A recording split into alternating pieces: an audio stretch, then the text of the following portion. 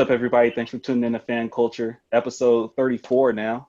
Shout out to everyone that's still been listening and rocking with us every single episode. This episode is very, very special. We got a very special guest here with us this time. You can catch him breaking news on the NBA. When he's not breaking news on the NBA, he's got his own podcast posted up.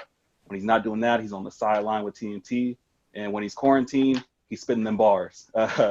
So let's welcome senior NBA insider at Yahoo Sports, Chris Haynes, and Fresno native. What's going on, Chris? That's what's up. Hey, guys, man, thanks for having me, man. I wish this platform much success, man. So I'm looking forward to coming on with you guys and spitting some stuff, man. Yeah. No, we appreciate you. We've been talking about this probably since we started this podcast. We've been talking in the background, let's try to get Chris on. What do y'all think about this? Yeah. So I got plenty of time now, man. Yeah, appreciate you. Everybody do. That way. That's real. Yeah. So, I know we got a lot of stuff to get into. We got all kinds of questions. We're trying to pick your brain on a lot of things. I guess first and foremost, how's your family holding up during the quarantine? And we've seen ways that, you're kind of dealing with it, but what else are you kind of doing behind the scenes during this quarantine? Well, I still have to work. And so, we're still trying to find content to produce. I'm thankful that, I'm still getting paid during this situation because it's an unfortunate situation for a lot of people out there who are losing their jobs, who are being put on furlough. Even some of my colleagues, my peer groups are being put on furlough. So, I'm just fortunate from that aspect, but, we still gotta produce content. So I'm trying to stay active and engaged on that front. At the same time, I've never really been home like this in about 10 years, for the last, last 3 weeks, a month we've been home. So I've never been home during this time. So just trying to get to know everybody in this house a little bit better and trying to get reacquainted with everybody. I think we're all getting tired of one another, but that's part of just being locked up with one another. But it's a good experience. I think if we take the time to really evaluate our lives and evaluate what we want to do moving forward, I've kind of learned that there's some things that I want to do outside of sports. I've come to grips with that during this quarantine time. So, just trying to stay busy and try to stay engaged as much as possible. Yeah, no, that's what's up. All right, well, I guess first and foremost, let's talk about your journey. I think most people don't really get to hear about you when they see you. You're talking, you're reporting sports, you're talking about other athletes and their stories, their background. But let's hear about you, coming from Fresno all the way to, senior NBA insider. Like, where'd you start? How'd you kind of, get into this field? Well, a lot of people can take unconventional paths nowadays, and that's a good thing. Mine was just, it was an incredible ride.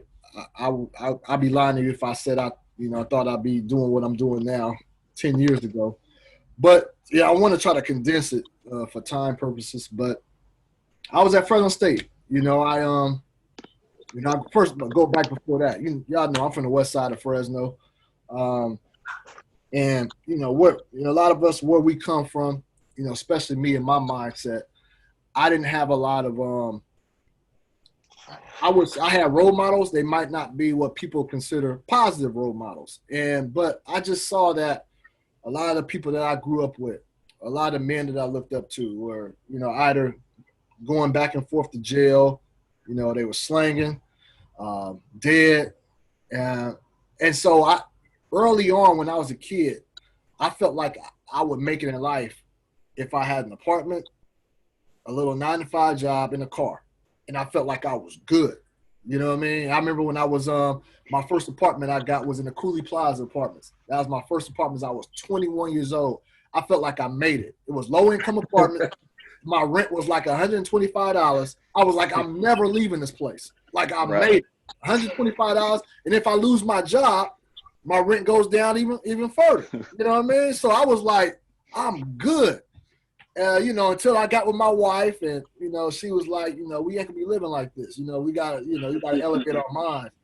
And so I'll say this. I went to Fresno State and I've been a hooper my whole life and going back and forth, playing different colleges, played at Fresno Pacific University, a couple different junior colleges, and I wanted to pursue basketball. Once I knew that I wasn't going to achieve a professional career in basketball, so I wanted to be a basketball coach. So I went back to school. I was like 25 when I went back to school. Ended up going to Fresno State and graduated in 2010. But my degree was in kinesiology, which is physical education. I wanted to be a PE teacher. And because you guys know, growing up, the PE teacher, all he did was really gave us the basketball. Yeah. Us on our way, left us alone. Yeah. If it was soccer, he gave us a soccer ball, left us alone. So I was like, man, I can get paid to do that. You know what I mean? Easy money. Easy money. And I could be a coach on the side. So that's what I want to do. But my last year at Fresno State, it was Dr. Hassan Johnson. It was an African-American writing course. Yo. Is he still there? Yeah. To my knowledge, he is. I know he used to run meetings called Onyx. I don't know if Onyx was around back when you were going, but he was. Yeah, he would talk about him. Okay. Yeah, he knew a lot of the old school rappers back in the day. He was always mentioned that in class. Okay, yeah. No, but he was it was his class, African American writing course. And I've never been a writer, guys. Like I couldn't have told you the difference between they are, all these different yours, you are. I couldn't tell you the difference. And so, but I like history. I hope you know now. Hey, I fake it now. Hey, bro, I got a story about that. I'm gonna tell you about that, man. So, taking his course, I like I like history, and so that automatically, gravitate to his class, and I had to start writing. I like telling stories, especially about our culture, about our people.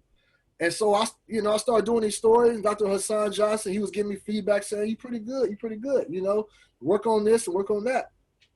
And so towards the end of that semester, that class, I started thinking, I'm like, damn, I wonder if this can translate to sports, if I can start writing sports. So I would look at NBA games on League Pass, and I would write game stories at the end. And then I would send them to different publications, Slam Magazine or whoever. And so Slam Magazine was like, okay. Slam, yeah. They were like, okay, we can't pay you anything because you're still raw, but we'll credential you. But you have to be in an NBA market. And that's when me and the family decided to move. My wife wanted to attend she always gets mad when I leave her part out of it. She was going to attend her master's. So we were supposed to be looking for the ideal school for her. But I'm just being real. I was looking at what would be the best NBA market for me to go to kind of, start the foundation. Trying to meet in the middle.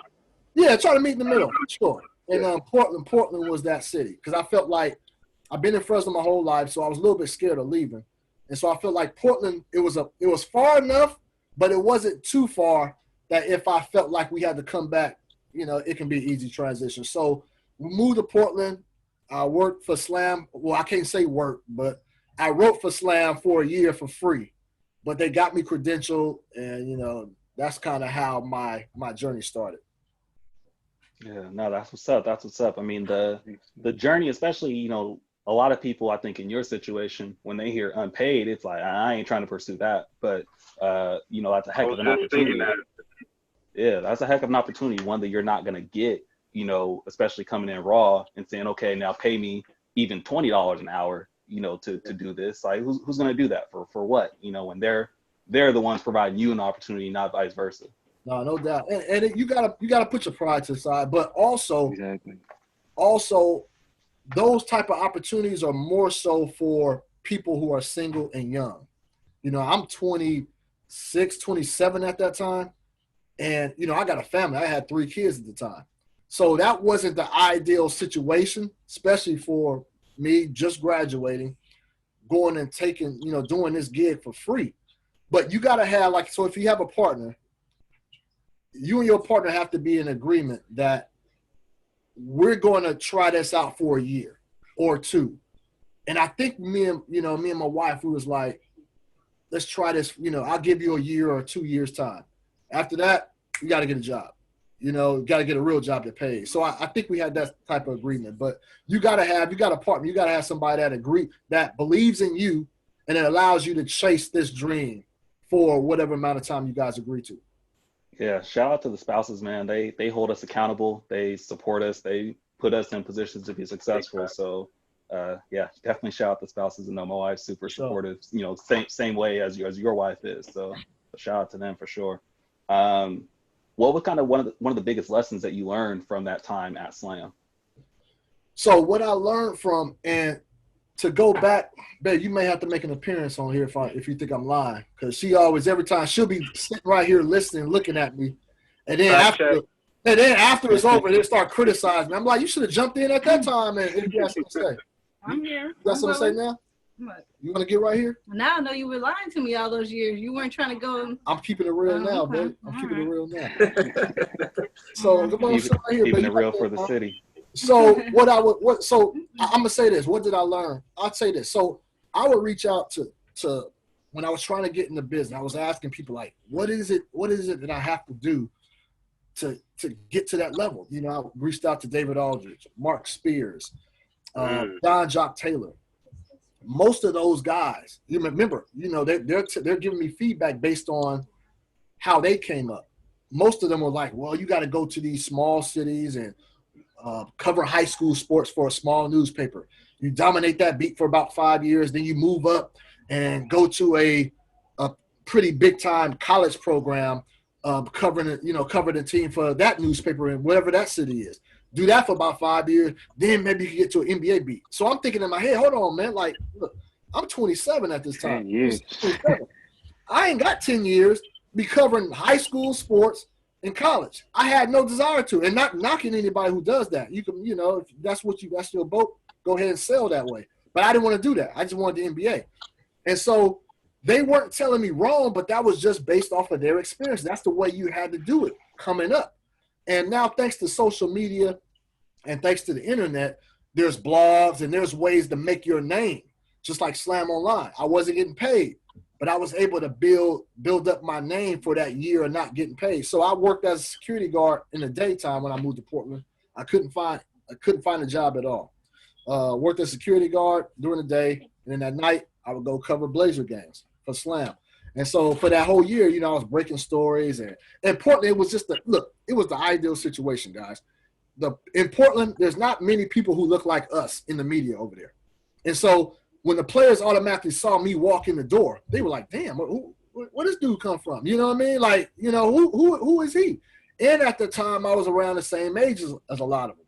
So I automatically gained the trust of the locker room, and I just had a great year for not getting paid, getting invited to do radio shows and getting invited to do TV appearances, wasn't getting paid a dime. And so after that year, Comcast Sportsnet, which is now NBC Sports, is NBC Sports Northwest, they were hiring for a Portland Blazer beat writer, cover the Blazers every single game, do TV 4 times a week. And I had never done TV before, never traveled before like that. And long story short, after that year, they hired me. And that's where it started. Portland 4 years, Cleveland 2 years, Golden State a couple years with ESPN, and then to where I'm at now. Yeah, I mean, that's perfect. Let's segue into that. I mean, you're talking stints with three, you know, popular teams, especially at those times. What was your favorite stop? What was your favorite stint out of those 3 teams? Not only that, but I'd say with those stops, which players were the ones that you felt you were able to, you know, develop a good bond with as well? Well, let me tell you this. My career, I want to make sure I don't leave anybody out, but my career wouldn't be where it's at right now had I not covered Damian Lillard, LeBron James, Kevin Durant. I'm throwing CJ McCollum in there because when Dame came, me and Dame was like, that's like my little bro, man. Like, you know what I mean? From the town. Yeah, you know, us Fresno people, we always connect with people from the town. But when Dame came, I was a year in Portland before Dame got there. And we just automatically hit it off. And, you know, he would just – one thing about guys that I don't know if you guys have any aspirations of being in the media, but one thing that sets you so you got to set yourself apart from everybody else. And I learned that early on as far as my content. I'm not going in there to write the same story that everybody else is writing. Like, I'm not going in there asking the same questions. I may have questions in my mind that I know is going to generate a response that might go viral. I'm not asking that in front of everybody. I'm pulling players to the side.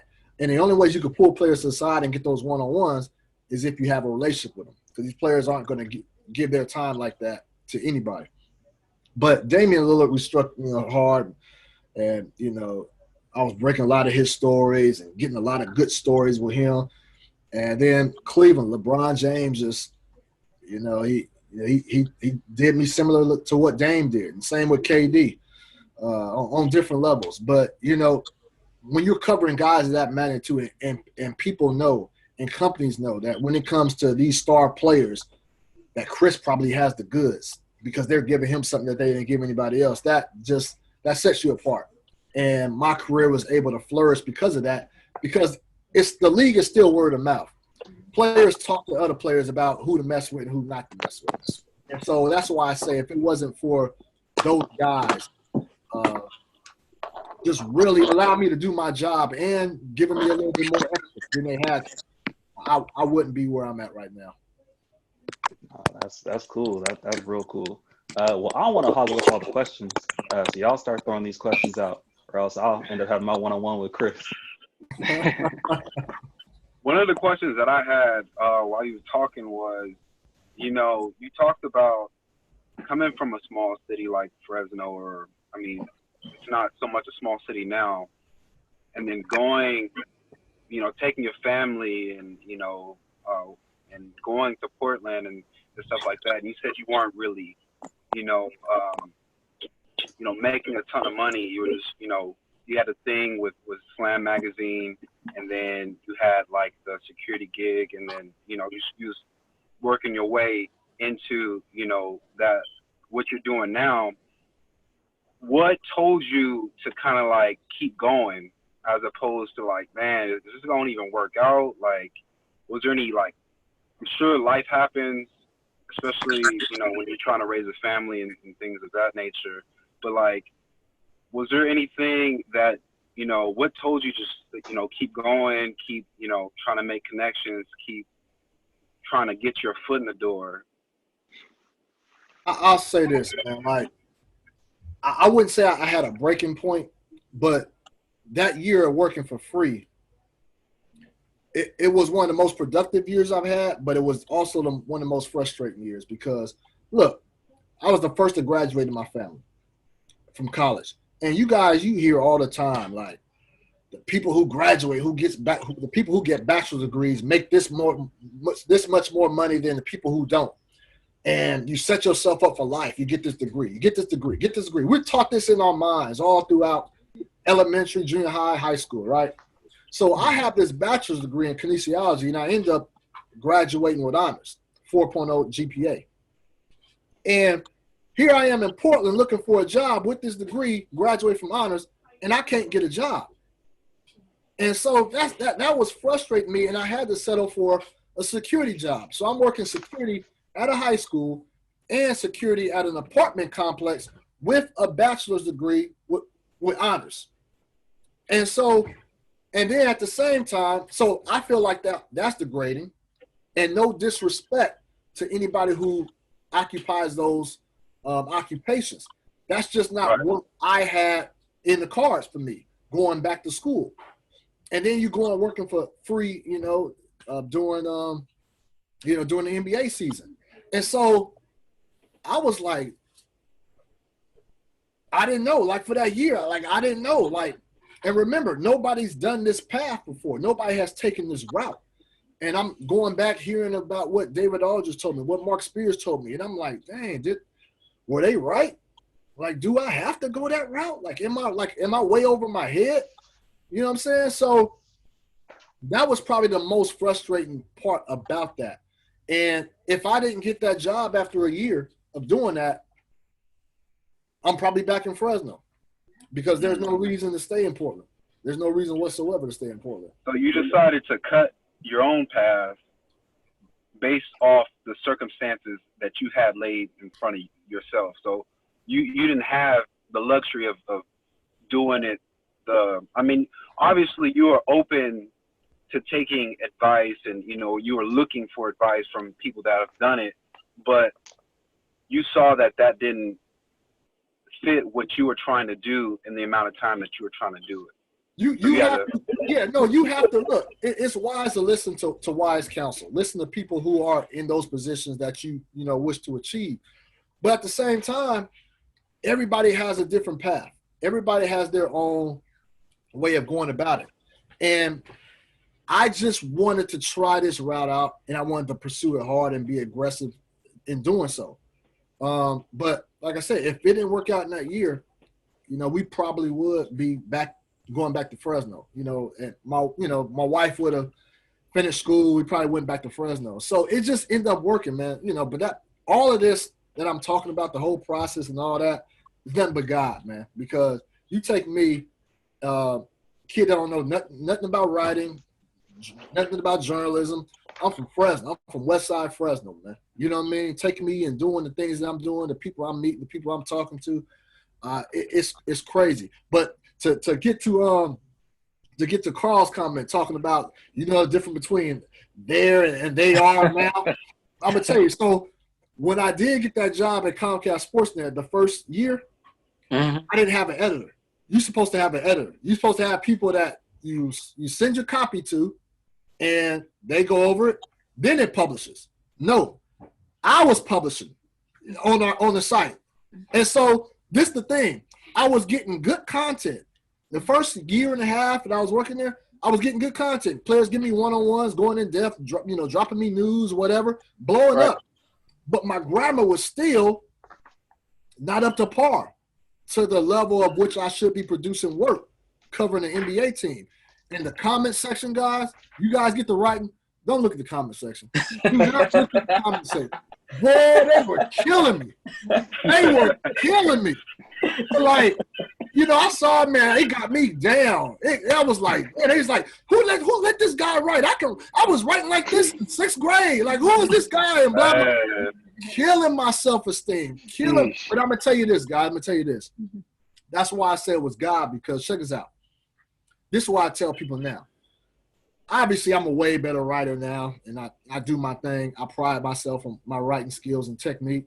But even going back then, there are a lot of people who can write good. But people aren't going to read you because you're not giving them any content worth reading about. So It's okay to dot your I's, cross your T's when it comes to the fundamentals of writing. But if LeBron James ain't talking to you, giving you these exclusive interviews, if Damian Lillard ain't talking to you, giving these exclusive interviews, you can't write anything. It's no matter how well you write. Exactly. So I was able to establish the part of just being, like that's the thing about writers, man. Like a lot of them, I'm not calling everybody, but you got to know how to engage people, know how to have dialogue with somebody, know how to hold a conversation. And that's what I did early on. I went into the Portland locker room, and I would see when the teams would let the media in the locker room, you automatically see the players just like head to the training room. And the training room is an area that we can't go in. They were trying to get away from us because I would see writers just go up to them and just put a mic in their face, ask them a question. Like, hold on, man, these are human beings. Like, go up to them, talk to them. Like, how's the wife doing? How the kids? What's up? Chopping it up. And so that's what I did. I treat them like human beings because they are. And then when they get to the point where I want to ask them a question, because they knew I'm a writer, I'm a reporter, so they know I got a job to do, but they're much more open and willing to give me what I need because they know I'm just not coming up to them just to get something. And that feels like less of an obligation. Yeah, exactly. Because look, we all, you see these guys every day. You see these guys every day, on the road, home, every day. Like, They got regular problems like we have. That steak is good, by the way, man. We got regular problems like we have, man. And you know what I mean? And so a lot of people just don't know how to connect and have regular type conversations and know how to communicate. And that was big. That's what I learned early on. And that's what made me start my mark. And then over time, I was able to improve my writing craft. And I mean, I know that's something I can appreciate about you because you get some great sound bites. You get some great content from, a lot of those premier stars where KD's not going to say the same thing to another, even a beat reporter, from wherever he's playing at. I guess how many stupid questions do you hear from, your fellow writers and reporters where it's just like, you have one shot and that's the question you're going to ask. LeBron, how does it feel to be in the NBA Finals? Yeah. Really? Yeah. I mean, you going to waste your question on that? Yeah. Well, you get that a lot because now when you're talking about the NBA Finals, that's when the NBA brings in media from all over.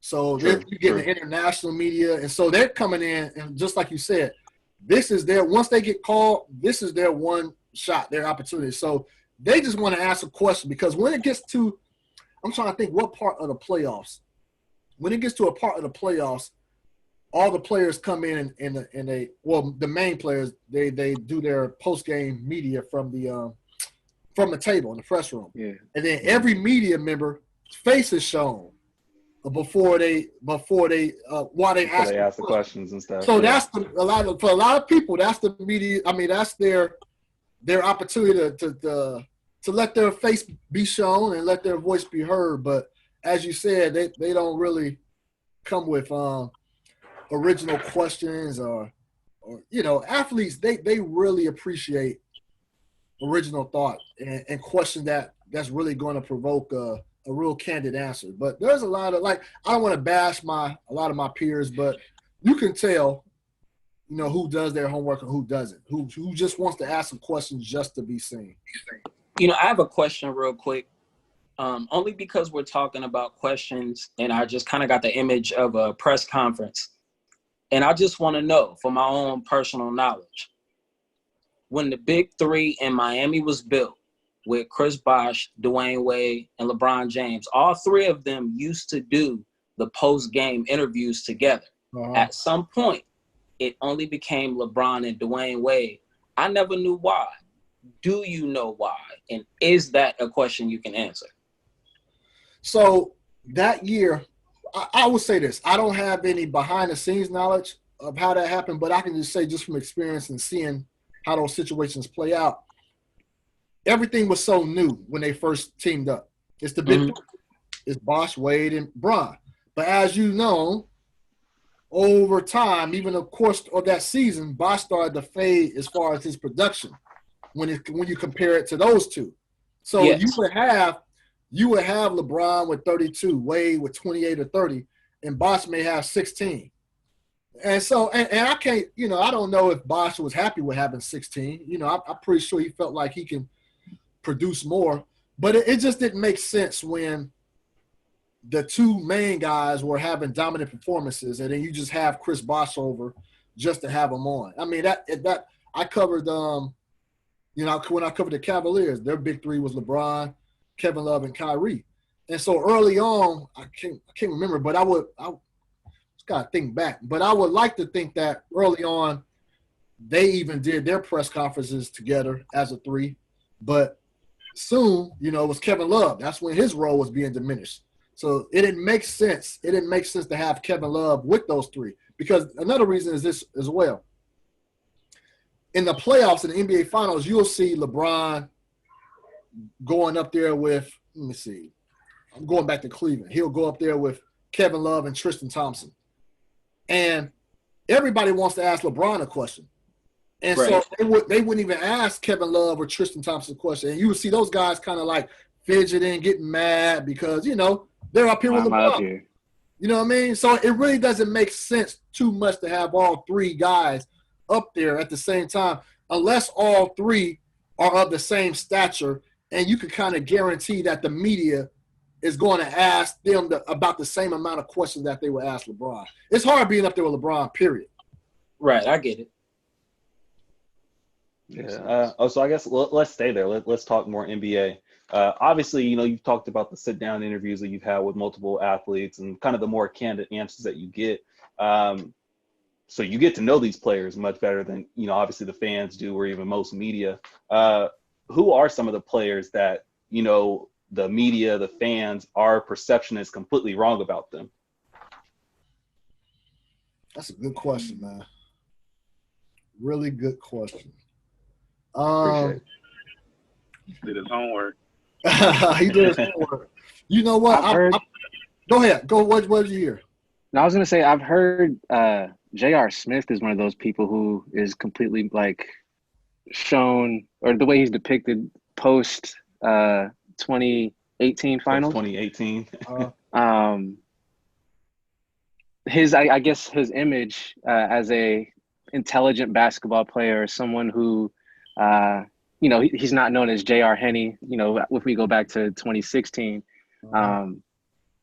I've heard that he's a very nice player. It isn't, quiet guy, family oriented, not necessarily the person who is the antics type of guy who oftentimes it can be depicted that way. Yeah. But again, this is what I heard. This again, me trying to learn more. So I'm gonna say this. Listen. My baby's right here because I need her to check me on something. Mm-hmm. I'm gonna say this. For the most part, the perception of a lot of guys that's out there that the media has either put in stories or anything like that, it's pretty accurate. I can't really come out and say that there's one player that's just not portrayed correctly or properly. Like, so take Kevin Durant.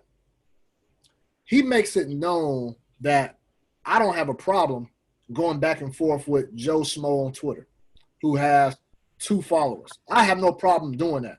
And I even told him, I'm like, KD, I don't think that's a good look, man. You KD. He was like, yeah, but I'm still a person. I got a Twitter account. I want to go back and forth.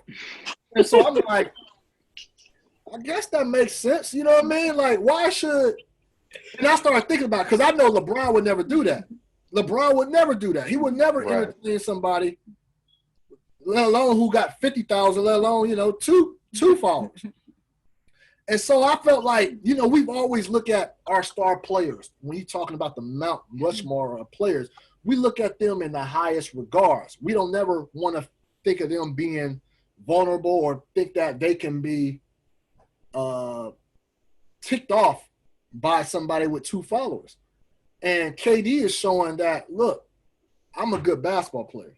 However way y'all want to see me, that's on y'all. But I want to live my life. I want to do that. And so I had to – he told me that multiple times. And I had to, I was talking to my girl about that. I'm like, that trips me out. That trips me out because that's just not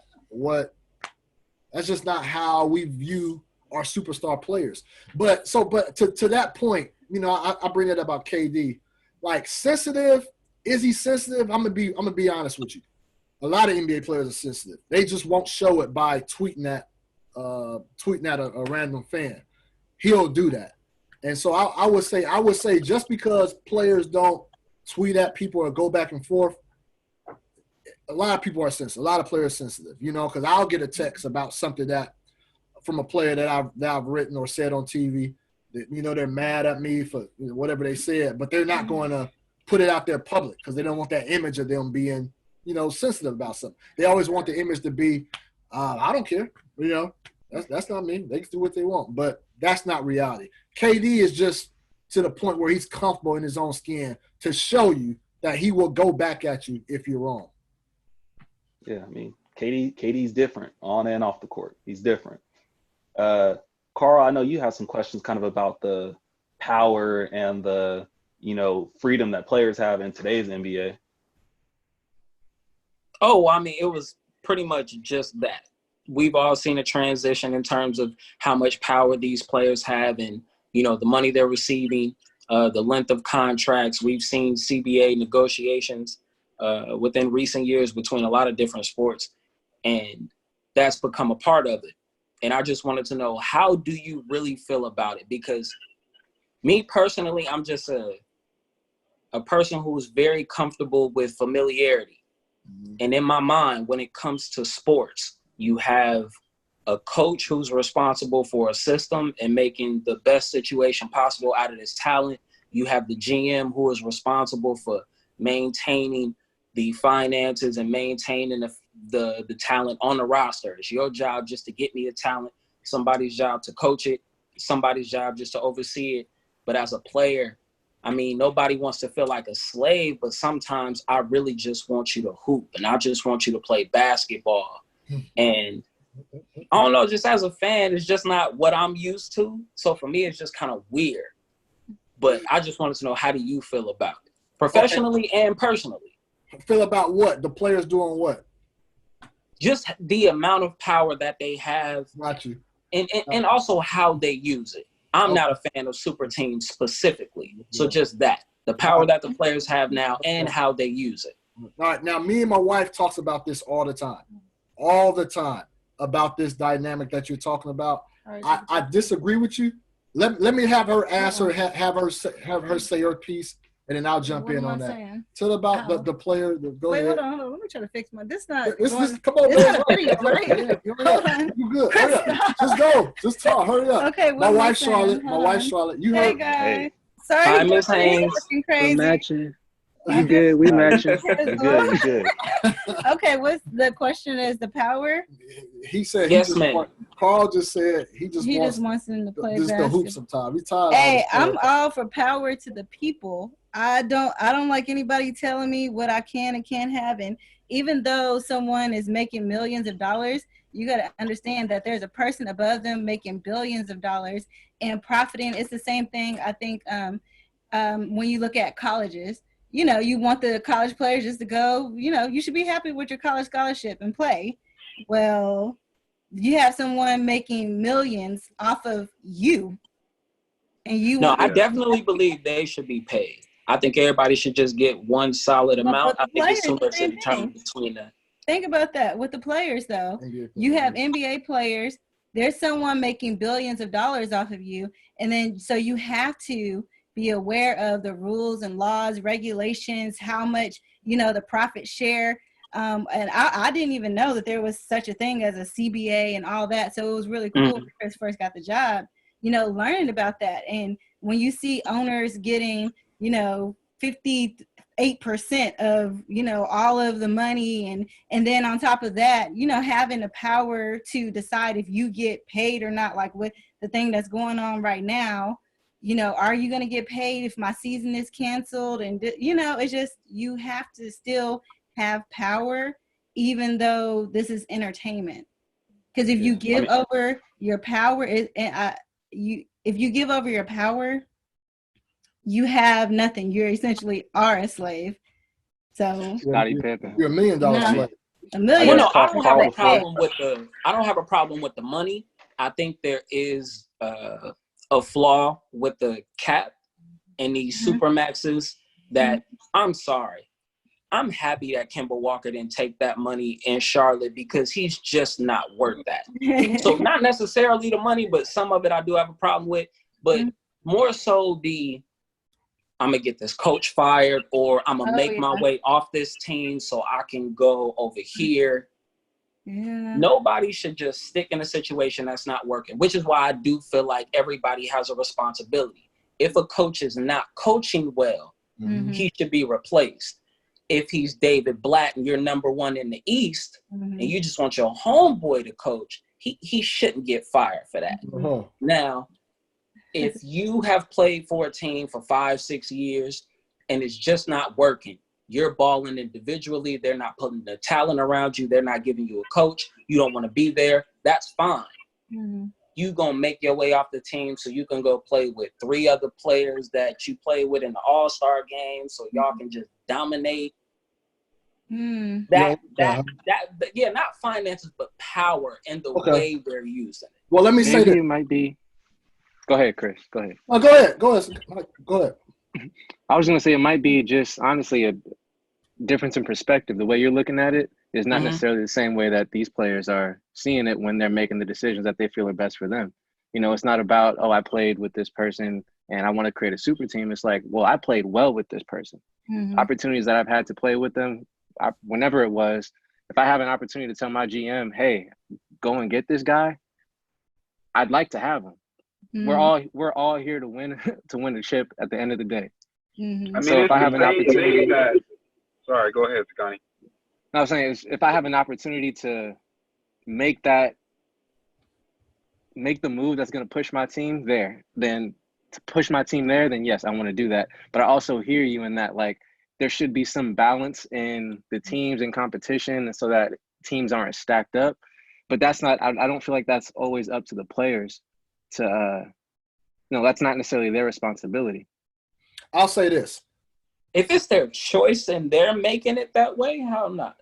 But let me say this. So this isn't anything new. Star players have always had clout, and they've always kind of exerted their will. Magic Johnson had his coach fired with the Lakers before Pat Riley got there and changed the whole thing around. So, this has always been the case. I think it's much more public now. But with that being said, guys, you got to remember this. We all want them to just hoop and play basketball. That's fine. But you got to remember, these guys have a short window to maximize their careers. And so an NBA team has 7 years to keep a player under contract. They got 7 years. That's the most they can keep him out, keep him under contract before he becomes an unrestricted free agent. 7 years. They're on their rookie deal for 4 years. Right. Then it's that first extension, 3 to 4 years, right? It's that first extension. Most players take that first extension because that's the first time you get the big money. Then after that, if you haven't put together a team within 7 or 8 years to help that player get to the level that he's trying to reach, that player got to bounce. And so we saw that with Anthony Davis. We saw that. He forced his way out. How did he force his way out? Because he had a year left on his deal, and New Orleans knew that he wasn't going to resign. So you got to trade me to get something back. We got to trade him to get something back right then and there. And look, guys, and I understand you saying he go play with LeBron or play with such and such, but look, he played 7 years there in New Orleans. LeBron played 7 years in Cleveland before he went to Miami. You know what I'm saying? Like, free agency is free agency. And like I said, it's more documented now about how much these guys talk to each other on the side. But look, Magic Johnson just came out in the story in the New York Post, I believe, that he wanted to get traded to the Knicks at one point with Patrick Ewing. You know what I mean? But nobody talks about it. Like, this stuff happens. And it's not new that star players, they can kind of exert their will, if I could say that. Yeah. So, I mean, I think that when it comes to the players, I think the players should have the freedom. They should have the power. Ultimately, they don't have the final say most of the time because you do have a GM or an owner that's going to have to pull the trigger. Like AD, for example, everyone knows AD forced his way out of New Orleans. I'm cool with it because ultimately, if he doesn't get it done in LA, everyone knows, everyone's going to look back at him and be like, yo, AD didn't get it done. You set this together, and now it's kind of, he's the one taking the blame for it, I guess you can say, as opposed to, no, it's Rob Pelinka's fault that, they traded for AD and all that. We can kind of put more accountability on AD in those situations. So it's like the player's still taking a risk. I understand they're trying to get in an ideal situation, but there still is a risk involved in that. And I think as long as they're aware of that risk, as long as they're aware of the potential scrutiny they may get, take the chance and live with the results. Get a championship, great. I mean, you're talking about a lot of front office reps. A lot of them don't hoop. They've never hooped in their life. They don't really know much about basketball. They just know how to run a business. So or at least at a high I'm fine level. with it. Yeah, at least at a high level. So I mean, I'm fine with you putting it in your own hands and living with the results. And that's the players. The players know that, to your point about a lot of these guys that's in the front office never play at a high level. It's more analytic driven now. They're going solely off of that to determine what player is the right fit for the team.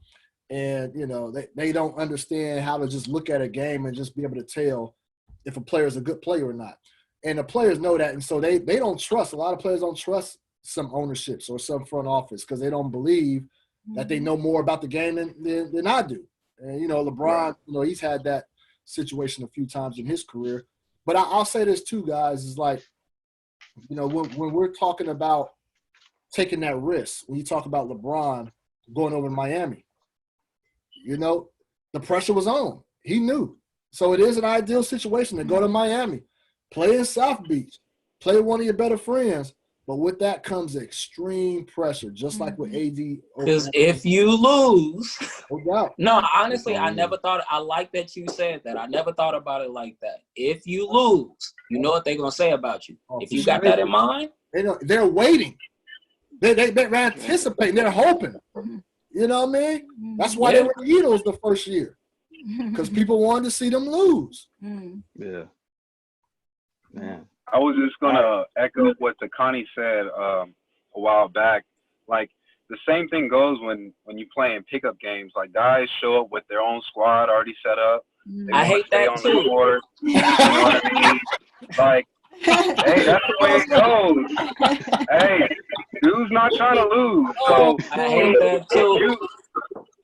But to Takani's point, if you do have a good relationship with said player and y'all do play well together, why not, try to make that happen if it's possible.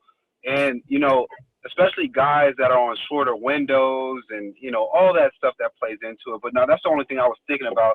Like, even for pickup games, dudes trying to do the same thing, Let me bring this up, guys. Let me get back to because I think it's a cool segue to get back to the career. So when I was in Portland, I was there for 4 years. I started noticing things about my profession and my dynamic. So the family, my wife, everybody was very comfortable in Portland, like very comfortable, right? And I'm a beat writer. So to me, I felt like I made it. This is all I wanted to do. I'm covering the Blazers. I'm traveling. This is me, right?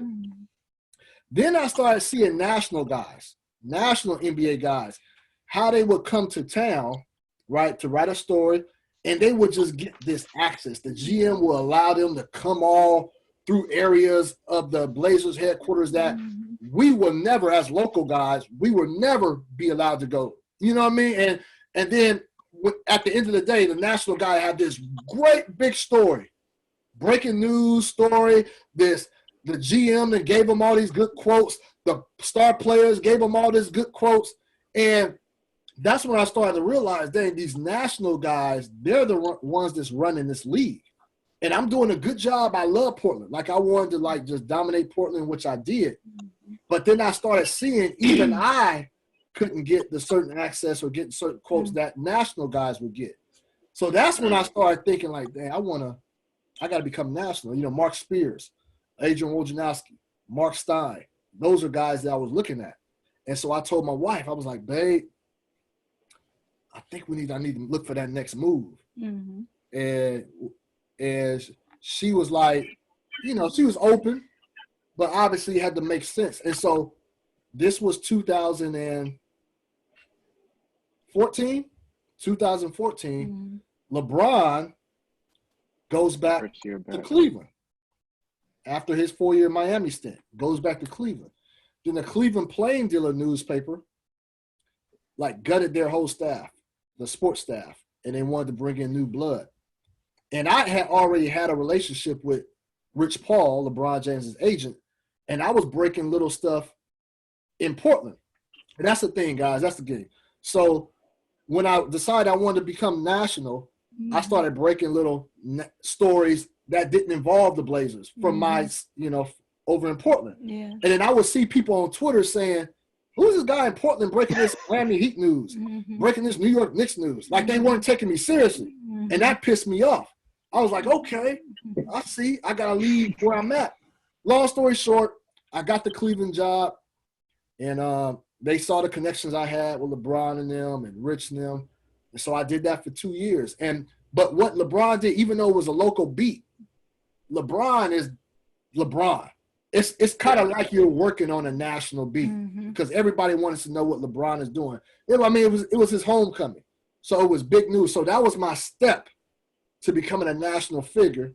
And then after those 2 years, which my wife would say probably the most miserable 2 years of her. Oh, horrible. She didn't. She stayed in Portland? She came to Cleveland. She came to Cleveland. Explain that Cleveland experience, babe. It was cold. Was it cold? It was cold. It was snowy, and it was cold. Yeah. I was ready to go on the third day. Yeah, it was brutal. But I had to take that. She allowed me, so I appreciate her allowing me to do that. But I had to take that next step. And what happened after that, I signed with ESPN after that. It was because of the work I did with LeBron and covering the Cavs. And so you got to take certain steps. It was a risk because I left a comfort in Portland. But I guess you could say I forced my way out of Portland and Forced his way out. Yeah. I like that. It's crazy how you talk about that elevation though and getting to that national level, because I know this past free agency period, I don't even be on Twitter, but I was following Twitter during free agency, and I think I kept all alerts of tweets from you and from Woj. Those are the only two people I was taking, free agency, breaking news from, because you guys were breaking all the news on all the free agent signings. So it is kind of crazy that, you're there and people are literally relying on you to, release information out to the masses. So that's what's and up. that's why, and to your point, people like Woj, myself, Shams, Mark Stein, Mark Spears, they have notifications set up for us on Twitter because, for news purposes. And that's why you don't see me tweeting random stuff. Like, I'm not tweeting about what movie I'm watching. I'm not tweeting about, I'm only tweeting if I got news, if I got a story, Except for your music, you were tweeting it. I tweet the music. I tweet the music, and I might have lost followers off of that. But what else am I gonna do? It's a pandemic. There ain't no game. There's nothing going on. I'm bored. I'm trying to stimulate my mind. So yes, aside from that, I have since retired though. But aside from that, I try to make sure, because I keep that in mind. I don't want to flood people's notifications on their phones too much with crap. You guys come to me for news, so that's what I want to present. Yeah, and it's funny you mentioned the rap career, because once you announced your retirement, I think I hit you up and I was like, top 5 dead or alive. Well, top 5 dead now. Speaking of music, what's on Chris Haynes' playlist right now? Y'all don't want to hear this, man. Yeah, we do, man. We like everything. Yeah, we do. We like everything. We love it all. I'm sorry, man. I can't listen to nothing that's within this last 10 years. I'm sorry. That's fine. That's cool. That's cool. WV, Black, 702, Tony Braxton, Jagged Edge, 112. We're 90s babies. We're 90s babies. Well, I respect that then. I'm still on my Dre, my Biggie. I'm still on my Pac. I'm still on the Dog Pound. I'm still on mixed in with a little bit of Clark Sisters. Oh, hey, but I'm gospel. I'm heavy gospel. My roots is in gospel, so I listen to everything, man. I'm on gospel, but I don't really like. Probably 2007 is when I really just stopped listening to the current music scene. But I respect, Wale. Drake too commercial for me now, man. He's just trying to make just radio songs all the time. I'm kind of tired of everything starting trying to make money. Yeah, I can't knock it. Kendrick Lamar, man. But that's about it as far as new guys. I'm feeling what's the boys who went to was that Bronze Party? Quavo and them. The Migos. Yeah, I'm feeling them a little bit, but aside from that, guys, I can't really talk to you about music. I'm watching actually. Your guys need to watch. I'm late. You probably guys already seen it. the documentary of the evolution of hip hop evolution. Oh yeah. Check that out when you get a chance, man. This guy's doing a really good job. I'm midway through the doc. It's about a great one. Yeah, it's about 12 episodes. Mm-hmm. And it takes you all the way back to the beginning to I'm in the 90s right now, and it's really good. Mm-hmm. You got the Teddy Riley episode? The Teddy Riley on you talking about on Instagram? No. There's an episode where they're talking about hip hop that came out of Virginia. From the New Jack Swing? The New Jack Swing era. Mm-hmm. I missed it. Well, it might be later on. I wasn't sure if you got there yet, but I know they do touch it when they start talking about Pharrell, Missy. I haven't got there yet. Nope. Right, I'm at the late 90s where they're introducing Cash Money. Okay. So I haven't got to Timberland and Missy and them yet. So no. Got you. They kind of go region by region. Yeah, and I love it. Everybody gets their love. He goes to the Bay Area. Introduces people I didn't know in the Bay. It's really the first episode. I was telling my wife, I'm like, I'm not really feeling it. Mm-hmm. It was it went a little slow, but after that, man, I'm like, man, and I didn't even know breakdancing. The name of that came from because Do it in Fresno. The break, but it was named after break dancing because people started dancing during the breaks of songs. And like, and that's how DJ started. Like, back in the days, they used to, play songs, and then there'll be like a 30-second break where it's just music. And so DJs would take those 30 seconds and just extend those out. And people started dancing that. They called them break dancers because they're dancing to the break that's in the song. And so, man, I'm just crazy. So that's little things I'm doing, like occupy. And I actually got a business venture I'm about to start. I'm about to start my own production company. I'm putting that out. I'm starting my own production company. So things I've just been thinking about in my head of doing while I'm been in this downtime, just to try to diversify myself outside of sports. And so, I'm feeling this little downtime right now. As long as I'm still getting paid, that is. Right. Of course. So I guess, we're talking your production company. I know you're saying getting away from sports, but let's stick to sports. We've seen you on, Skip and Shannon Undisputed. We've seen you on The Herd. We've seen you on Speak for Yourself. If you were to start your own sports debate show, first, is that something you're interested in doing? And if you were to do it, who would be your co-host? Wow. I'm not really interested in starting that. I enjoy participating in those sports debates. And I'll tell you why I'm not. But if I did, my co-host, that's a good question. Co-host. And you can snatch anyone. They don't have to be a free agent. Could I throw a suggestion of who I think you would do well with? Go ahead. Let him know, Carl. Give it to us. I'm glad. I've been cracking up the whole time. What was his name? Go ahead, Carl. No, because I really just wait. His first name got to be Michael. Oh my God, is it Michael Smith? Michael Smith, who did the show with Will Jamel? Bond? Yes. Oh, Michael Wilbon. Mike Wilbon. Oh, yeah. The one with Jamel Hill. No, Mike Smith. Yeah. I think the two of you would do very well. That's my guy. That's my guy. Yeah, I think that's my guy. Michael Smith. There's a guy you guys probably wouldn't know him, but his name is Dwight James, and he's a columnist. He's old-time columnist, long-time columnist, white guy. He's bald, short. He's the opposite of me. And he's the one that actually got me that job at the Comcast Sportsnet.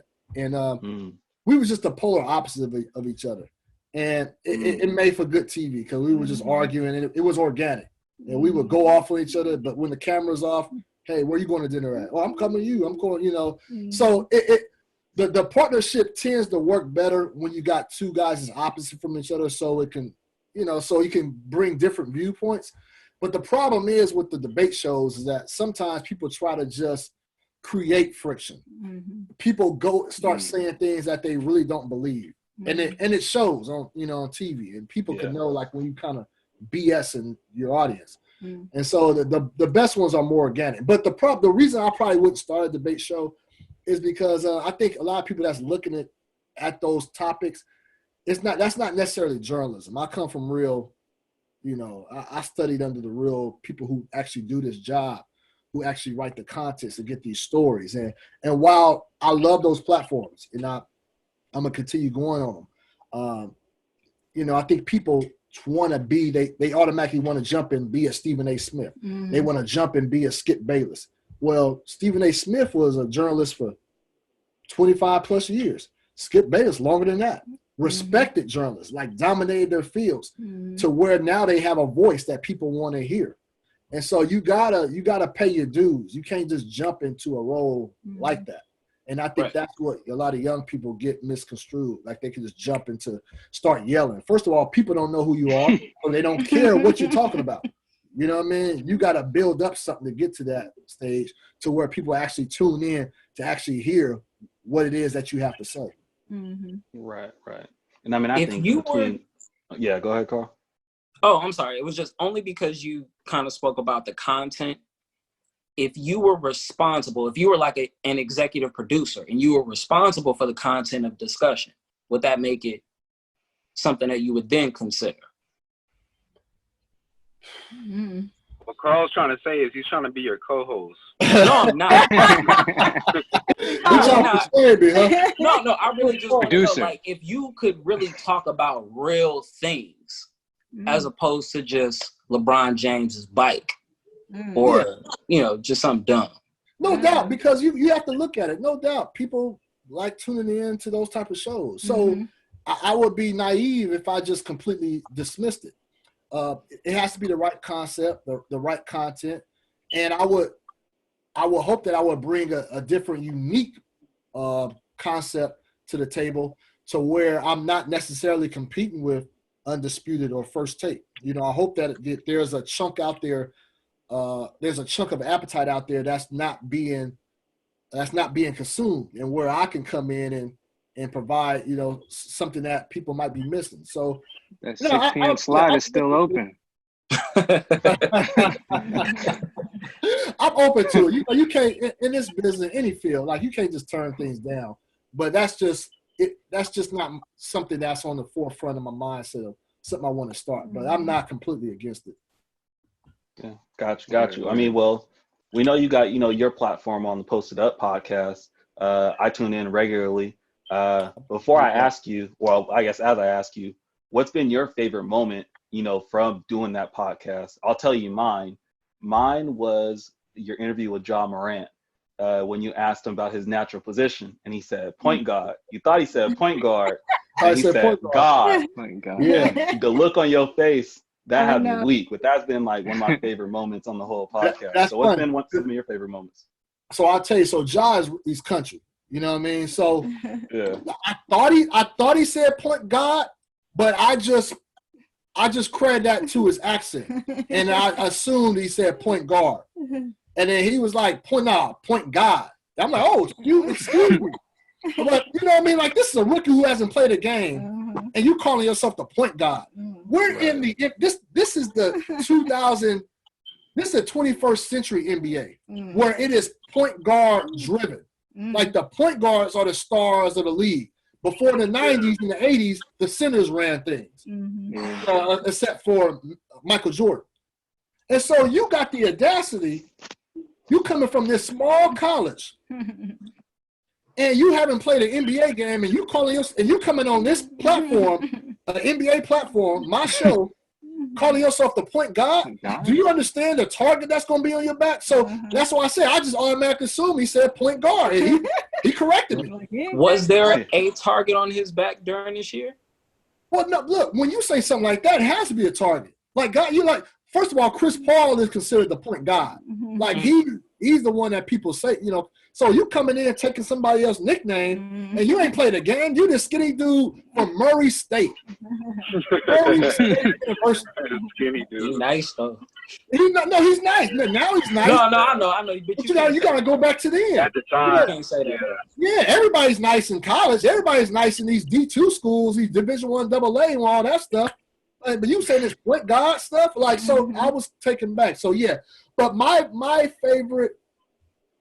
And this is where I have to, look, I'm indebted to KD. KD's the first one who came on my podcast. And I'm going to tell you how significant that interview was. I told him, like, KD, I'm starting my podcast, man. I would love for you to be my first guest. I'm going to tell you the story behind this. People don't know about this. And he was like, he promised me weeks ago. Yeah, I got it. So we had the date down and everything. He was going to do it on this Sunday, on a certain Sunday. And I told the company, we getting everybody, got the camera crews coming, everything's set up. We got the setting, everything, right? 6 days before we were to shoot the pod that he promised me that we're going to do, that's when Draymond basically called him a B on the bench, said, we don't need you and all that stuff. And so I'm like, oh, I know KD. KD, like, he'll shut everybody. Like, if he's mad, he shuts everybody out, me included. So now I'm like, there's days after that. Remember, Draymond gets suspended. Remember, so this thing is just building and escalating. It's not like that incident happened like on a Monday, but, everybody's talking about all the shows. Draymond gets suspended the next day. So it's like it's like a whole week window of this thing being covered to the T. And KD has shut everybody out. He didn't talk to media. He didn't do his press conferences, nothing. I'm trying to show him give him some space, right? Because I know what he's dealing with. But at the same time, my company is on me. It's like, hey, we already got this thing set. Is he gonna show up? So I'm like, oh man. So the Warriors played the Rockets in Houston on Friday. I wasn't going to that game, but it was a big game because it was going to be the first game that KD and Dre were going to play together after Dre got suspended for that one game. And plus, I felt I had to see him in person before Sunday to at least ask him, are we still on? So I fly there to Houston. Remember, KD ain't spoke to nobody. Just dodging the media, ain't talking to teammates. He's just being to himself. He isolated himself. So it's Friday. It's before the game against the Rockets, which is a big game. And I go in the locker room before the game. KD's at his locker stall, got his head down. You tell he don't want to be bothered. So I'm like, hey, bro, how you doing? Filling him out. And you can tell he don't really want to talk. I'm like, all right, whatever. I'm like, damn. All right, well, Katie, look, I know you said, I'm trying to be respectful, but I just want to know if this pod's still on that we have Sunday. He's like, man, you coming to me with an effing pod, man? Get the F out of here with this pod stuff, man, blah, blah, blah. I'm like, all right, well, I just want to put it, just think about it. I'll talk to you later. Think about it. So I left, just thinking this dude is not doing it. You know what I mean? I left, dude borderline cussed me out right there, and I left it at that. And so the night before we were supposed to do, I still don't have a word. My company is on my tail about this. What are we doing? We got our whole staff out there. I hit KD up the night before. I said, hey, bro, I text him. I would appreciate if you could still do this, man. My crew is out here, blah, blah, blah. I'd appreciate it. He texted back, I got you. So not only did he do it, but that ended up being the first interview he did to talk about the incident with Draymond. And so that was a big interview. He gave me a whole hour of his time, just candid, open. So while there may be other interviews that I've done on my show where it was more comical, other things were viral, but that meant the world to me, man, because he didn't have to do that. He shut everybody out. He wasn't talking about it, but he kept his word, and he did that show. And that was my first guest, and it happened to be the first guest, which is KD, which is pretty big. But at the same time, the timing of it, it was his first interview, and he knew it. He knew I had to ask him questions about Draymond. That wasn't the plan initially when we booked this because that incident didn't happen. And he still did it, man. And he talked about it, and it was gold, man. Yeah, well, I mean, shout out KD. I mean, as you're talking about him, he just sounds like more of a stand-up guy than kind of like, I guess the roots of the KD that we known, pre Golden State, basically. So, I mean, shout out KD. That's my dude, man. Exactly. Yeah. All right. I know. Yeah. So, have you had a chance to watch the first 2 episodes of The Last Dance? And if so, has there been anything that you didn't know prior to watching it that kind of like stood out to you? I know that, social media is reacting to a lot of different things that were, discussed in the documentary or just, in the series. One being, Scottie Pippen and, all that thing. People going to have, things to say about that. But aside from that, is there anything that kind of stood out to you that you didn't know about Mike, like MJ or just like the team in general? So I check social media's reaction a lot, Twitter, that is, and just to see, get the pulse of what's going on. That's kind of how I go for certain story angles too. I see what people are passionate about and pursue that.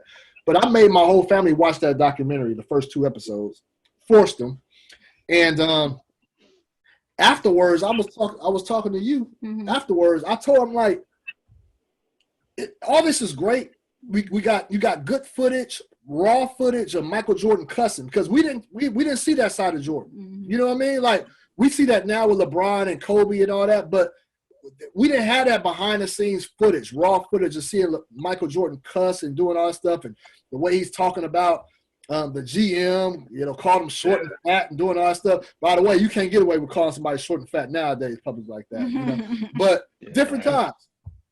But the only thing, like, so I saw Twitter's reaction, and they were like, "Oh, this is great," and I'm like, well, it wasn't really too much revealing, not in the first 2 episodes. And this is what I came away with. I think people who are probably 30 and younger, or maybe 25 or younger, they wasn't around when Jordan was playing. You know what I mean? So all these different things, like all that stuff that was going on, was new to them. A lot of us knew that stuff already. So the most revealing parts to me about the documentary thus far was the Scottie Pippen saga. I didn't know all that. You know what I mean? So that was the most revealing. But as far as all that stuff, great raw footage. I kind of like the concept of how the documentary is kind of going back and forth between present and when they grew up or when they were in college. I like that. But revealing, the only thing that was revealing was pretty much the Scottie Pippen, 122nd highest paid player in the NBA. Crazy. He did his surgery late in the season. You're like, you ain't gonna F up my summer. You know what I mean? Like all that stuff. But we knew about he requested a trade because it was public. He publicly requested a trade, So that's why I'm saying I think people that were just, oh, this is the greatest thing. I think those are the people who really too young enough to have seen Jordan and that Bulls team play. Yeah, I mean, I know I probably won't be able to speak for everyone, but I know, we're 90s babies. I think we're all kind of consider ourselves historians of the game. We've played basketball all of our lives. We've watched the NBA all of our lives. So I know for me, at least, I knew everything about Jordan on the court. I watched him, basically Michael Jordan taught me the game of basketball. Yeah. Michael Jordan was the NBA at that time, but I didn't know really much about the game beyond the game, everything going on behind the scenes, all the drama and stuff behind that. I didn't know anything about general managers and their relationship with players and stuff like that. But as I've grown up, I've seen more of those things, obviously with the Shaq and Kobe feud and LeBron and things like that moving forward. But I didn't really get to know really all the adversity that the Bulls were actually going through. You just get on the court, everything's all, peachy, 6 championships, blah, blah, blah. That's what we knew at least. So I like this documentary because it is kind of revealing and introducing that to us, and we get to see really why MJ is the greatest because of what he dealt with off the court as well, and how it didn't affect him on the court. And the documentary is going to get better. Just like any documentary, you got to kind of build it up and educate people on certain situations before you can really get to the meat of the program. So there's no doubt it's going to get better. Do you like it, babe?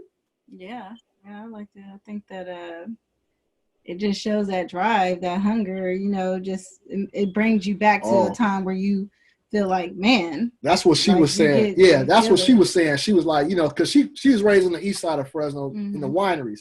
And she was like seeing like how Michael Jordan was raised and Scottie Pippen to that matter too. Like, that's hardcore right there. Because like I was telling Chris, when I was younger, where I come from, it's like I'm the oldest of 6, so I'm like, I gotta make it for my family. Like I'm gonna be the one, I'm carrying everyone. And so like for me watching a documentary, it was like, man, go. Like, Jordan going hard, Scottie Pippen, you don't see everything that everyone has gone through in order to attain that type of success. So I was just like, man, it just kind of just made that bubble up in me again. Like, man, I remember that feeling. And some people don't know that feeling, but it's just like, you got to make it. And so I thought it was cool just in that regard. Yeah. I mean, Carl, Sakani, what are some of your thoughts about The Last Dance and Brandon? I guess I can go. You've seen it first and foremost, right? I have seen it, yes. Okay, all right, okay. As a Bulls fan, it's great for me. Like, I was 6 during that last run. So I didn't have a lot of the real storyline about what was going on. It was just like, I'm watching the Bulls because this is the team that has been good my entire life. So I'm gonna continue to know, like, that's why I was watching. But getting some more backstory was like, it was great, just as I said, as a Bulls fan, and then also just as learning a bit more about the storyline of that season, what they had going into it. Phil, Scotty's situation, understanding the pressure of that season and what everything meant. I'm excited just to see where it goes. So I feel like it was a great, first 2 episodes for us to be able to, get grounded in, the main 2 players on the team, where they were at, and hear a little bit more about their storylines before we get more into, all right, here's the story of the season, along with everything else that was going on during this time. So, yeah, I'm excited. I'm excited to see what happens next. Just where the story's going. Hey, Brandon, I think it's crazy. Brandon, you had a little bit more daylight in your car about 30 minutes ago. You know what? I did, and the only reason I came out to my car is because my phone speaker be tripping, and iPhone, you can only use plug for your earbuds or charge your phone, either one that make you pick. So I'm out here in my car, but thanks for noticing though. Okay. Not to me, I think people fail to realize, I think you guys have kind of echoed it already, they look at the team and see how great the team is and see how great all the players are and the championships. They don't see what it took to bring everything together. They don't like Sakani was saying, all the behind the scenes stuff and the managing of players, the managing of personalities. And I think people still fail to realize how, I hate to say psycho, but MJ literally losing to him was like death, and so I think people get a glimpse of how competitive he was, and I mean, I'm probably sure he still is, but I think from the jump, from when he first stepped on the scene, how bad he wanted it, and how he was the driving force of that whole kind of operation. I think what stood out to me was how he would kind of test players and push players and make them go to that next level, or if they didn't have it, they'd be pushed to the side. And I feel I think that's a quality that people failed to see in Jordan, but they also, if they do see it, they admired that winning spirit. People say competitiveness, but that to me is a different level of competitiveness. Carl, did you change shirts? I just looked at Carl. He got brand new. That's why you've been so quiet. You don't announce that. Hey, we noticed it, Carl. This is being recorded, bro. Right. Everybody getting put on blast. All right. Well, Carl, what were your thoughts about The Last Dance so far? Man, I ain't watch it. That's why. That's why he was quiet. Well, look, I'm sorry. I've been busy. I will add one more thing. I think it's great for a lot of young cats who, again, didn't grow up with Jordan to sort of quit the immediate LeBron is the greatest player of all time. It provides some perspective about who Mike was, his drive, and the reason why people have him ranked as the greatest. So I think this is again, it's a great way for younger generation to see who Mike really was and what that Bulls team was really about. So yeah, I mean, he scored 55 in a playoff game 5 times. I mean, that's pretty wild.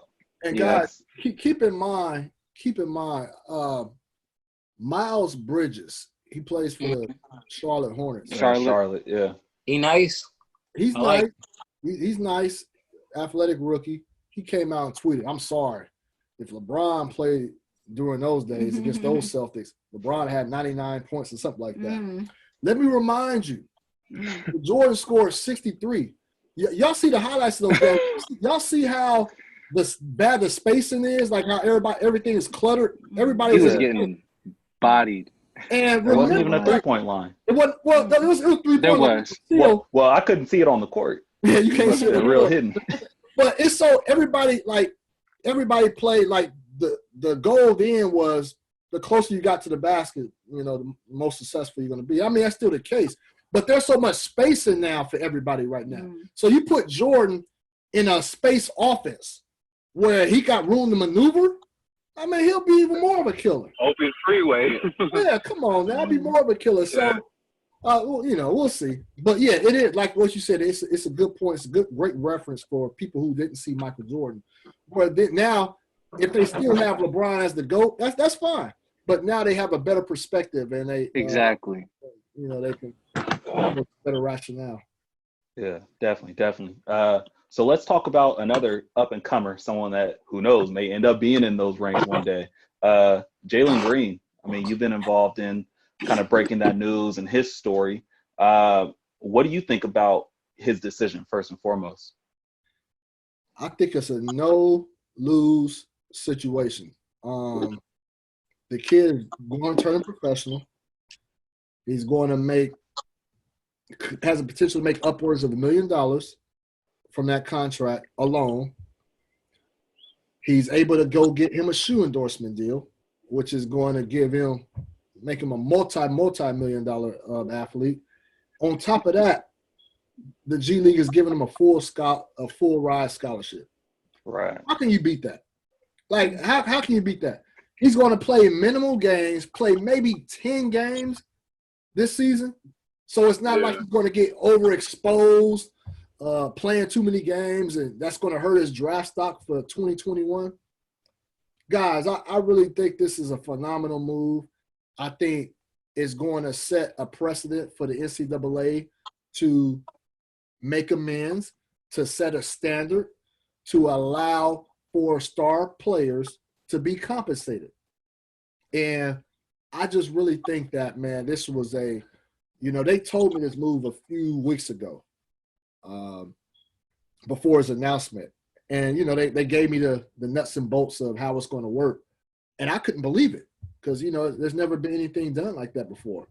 But he's working with the NBA. He's part of the NBA family right now. So they're going to do everything they can to make sure this kid succeeds because they want to see this G League grow. They want to continue to bring these 5-star recruits over to them where their facility is. They're working on getting the facility. I reported this yesterday. They're working on having a facility at the Mamba Academy, Kobe Bryant's facility that he established there.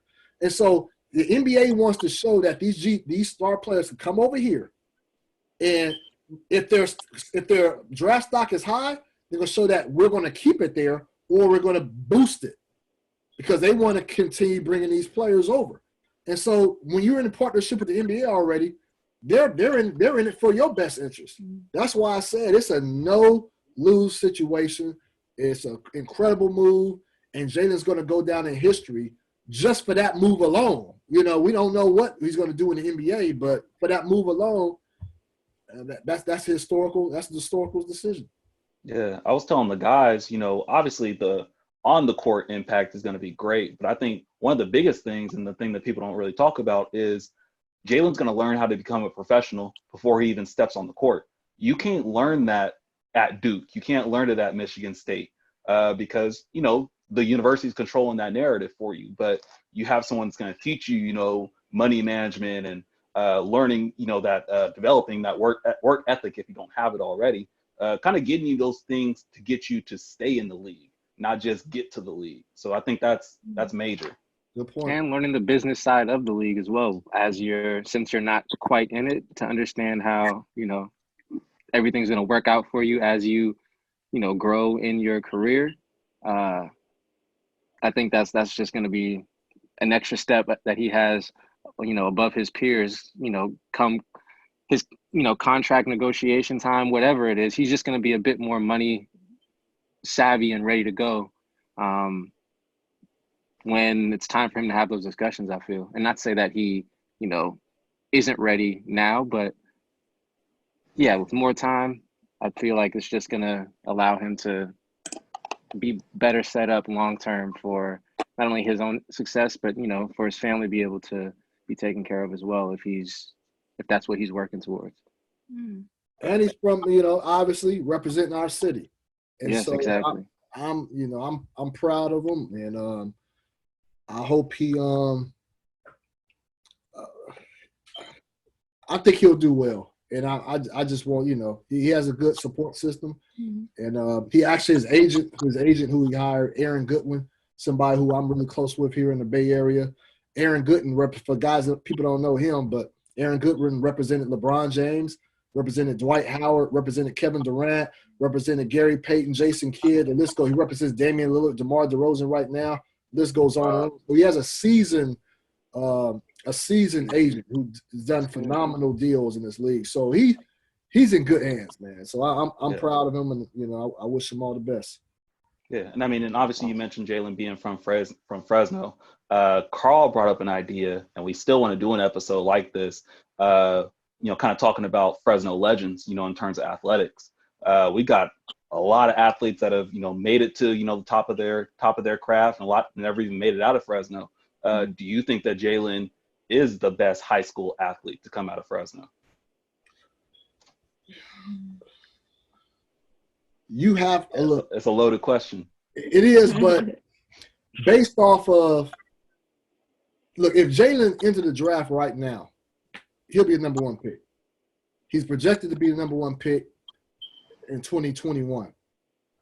So with that being said, the person I would say before was, obviously Deshaun Stevenson went straight out of high school. But remember, Deshaun went straight out of high school. I believe he was the 23rd pick. 23rd to Utah. 23rd to Utah. So Jalen, 23rd, number one pick. That's just he's the best. He's the best. Okay. He's the best. Can I reframe that question? All right. Because there's two ways that you can view it, and I want you to answer it the other way. Right. Because you're old enough to remember how good Deshaun Stevenson actually was. You watched him. I know you did. I did. And I know you've seen Jalen. Mm-hmm. Who do you believe is really more talented? I still say Jalen's more talented. Like, I think what we saw Deshaun do back then, and I would say this, I think Deshaun had more fanfare in high school. Like, those gyms were packed.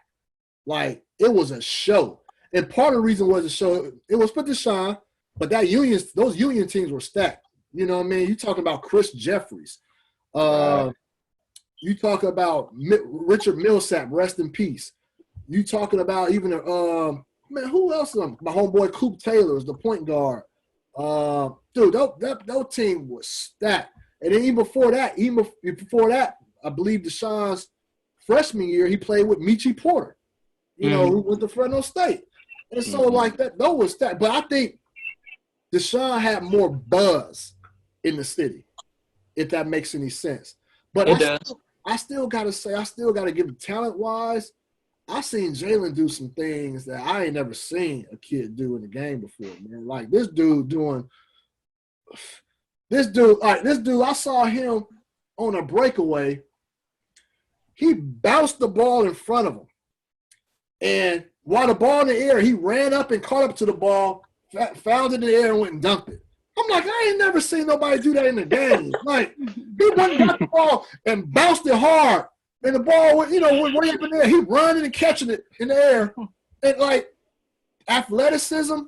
And I think, like, kids nowadays, when you look at people doing the slam dunks, they just doing some crazy dunks that we would never even imagine back in our day. You know what I mean? So it's hard to just, like, I think Jalen all around, I think he's more talented. I think Deshaun had to learn that his offensive skill set wasn't going to make him a name. He had to be like a 3-and-D type player. He was really one of the first 3-and-D type players.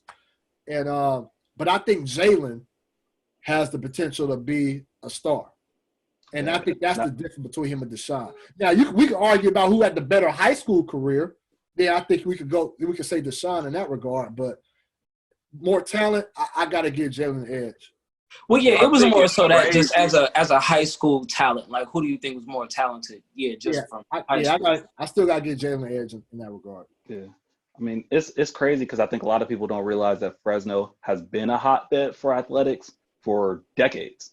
It goes far back, beyond us. I mean, some of the people I grew up watching, some of the things I saw Clifton Smith do on the football field, I've never seen anyone do. Clifton was that dude doing flips in the end zone, like flipping to get a touchdown.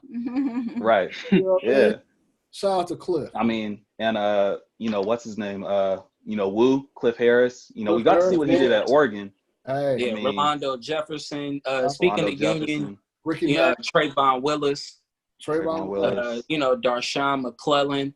Even Marquise Cooper. He was just inducted in the Baseball Hall of Fame for Edison High School. Greg Smith. Juju. Yep, Greg Smith. That's right. Before them, even Lorenzo Sims, played at Colorado as well. Hey, I'm gonna tell you right now. I don't know if you guys seen him play, but this dude's a killer, and that was his nickname. And some people felt like he was even better than Deshaun during the time. Willie Johnson. I don't know if y'all seen him. Yes, that's. I got family relations to Willie. Willie's at the top of those boards. When you go to Edison's gym, he's number one. Number one. Yeah, he was that dude. I mean, he had a shot with the Dolphins. That didn't quite work out, but he was that dude in basketball and in football. And he did it with a smile. He's laughing at you while he's playing. Like, it was ridiculous. But Will is one of those dudes. Like, I want to make sure people get their flowers now. Just like we always give people their flowers when it's almost for them time to go. But Will is one of those guys who I find fascinating because we're in the same class, but Will just didn't put it all together. Like distractions of the world and things of that nature. There was no reason why Will couldn't have been one of the best receivers in the NFL. There was no reason he shouldn't be in the NBA.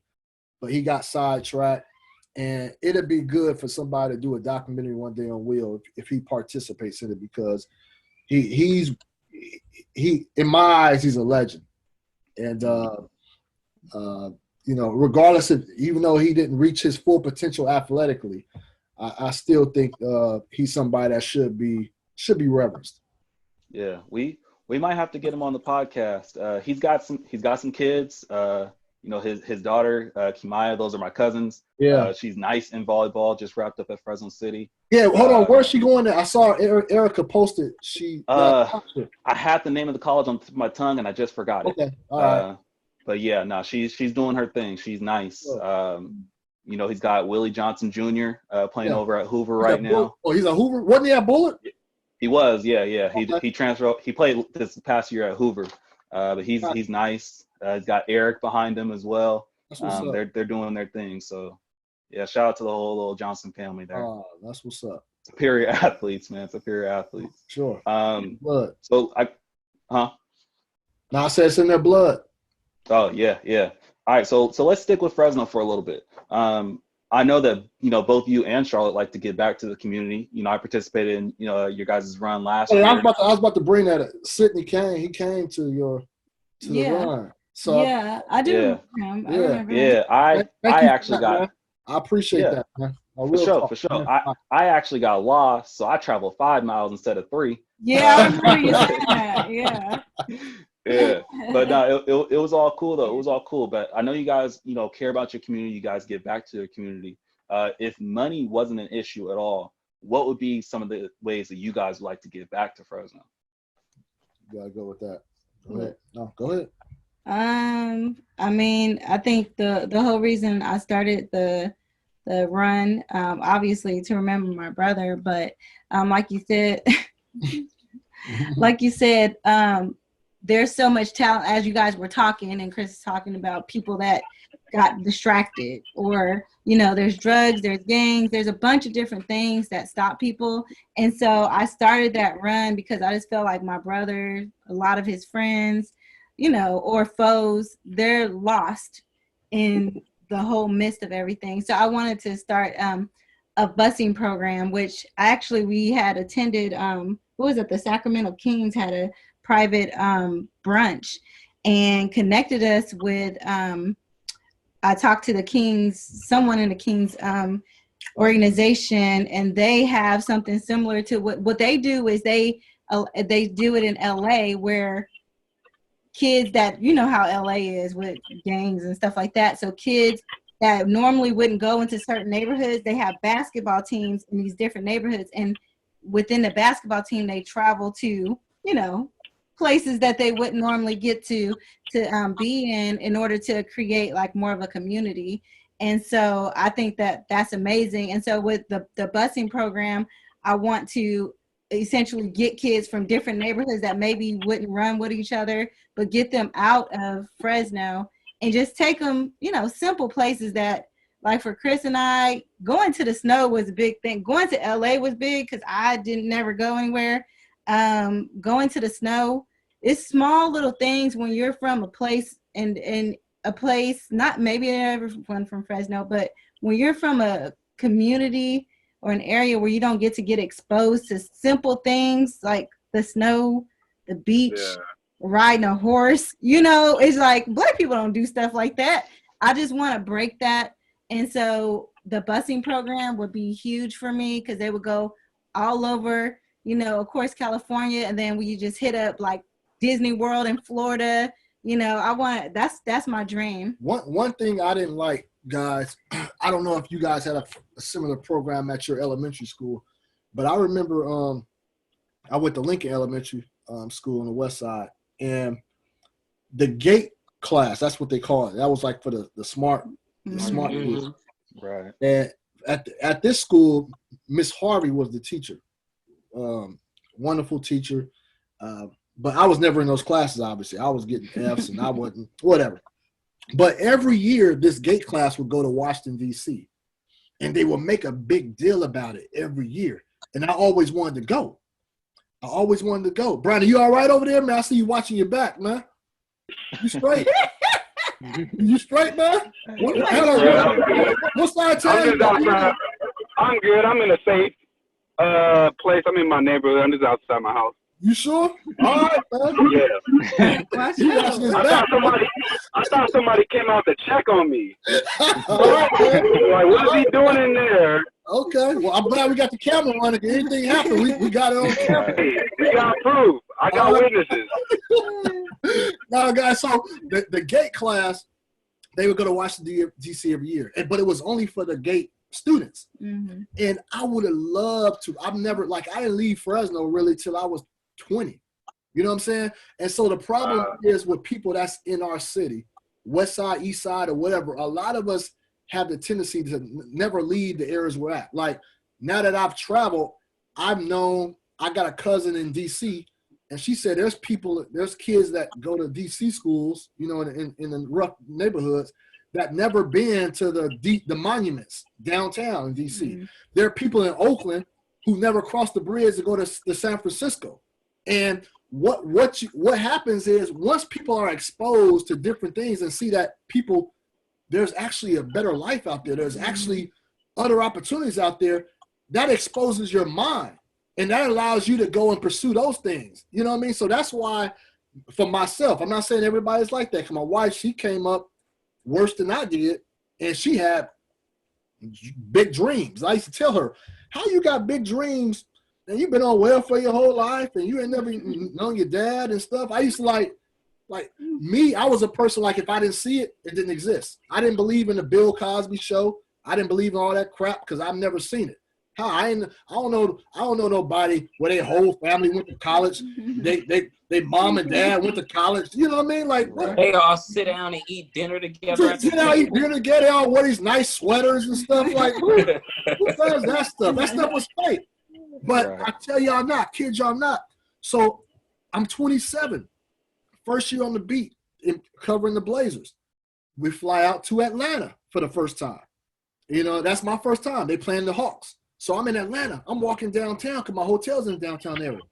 I'm seeing black dudes wearing suits, and they're going to court but they ain't on trial. They're the judges. They're the lawyers. And it tripped me out. You ain't going on Fresno and the West Side seeing dudes with suits.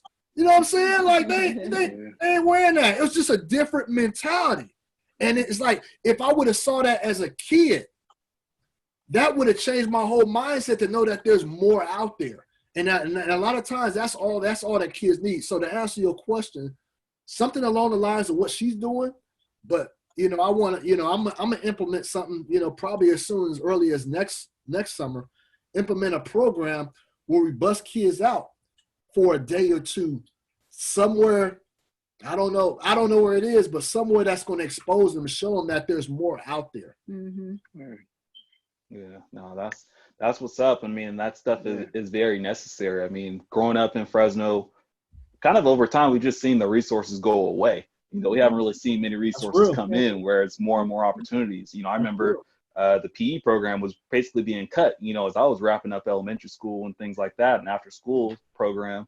So it's kind of followed that trend, but it would be nice to kind of see those opportunities be able to come back. And, you know, we live in a bubble in Fresno. We don't really know anything outside of the Bay or LA. And that's more so like family relations. You don't really travel there yourself much.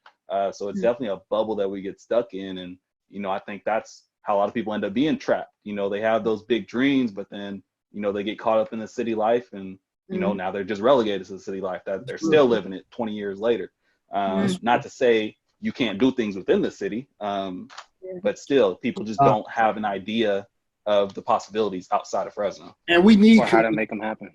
Yeah, how to make them happen as well. But we need those community leaders. You know, we need people in the city, in the trenches, you know, trying to improve our areas. But, you know, going back to what I said, because I didn't finish, the GATE class that sent the kids to Washington, D.C., I didn't get to go because I had Fs. You know, I had, you know, whatever. I didn't have any knowledge of things like that. But why should an experience like that be only for kids who are getting 4.0s at that time? You know what I mean? Like, why should that? Like, why shouldn't that be open for everybody as long as they can raise enough money to go?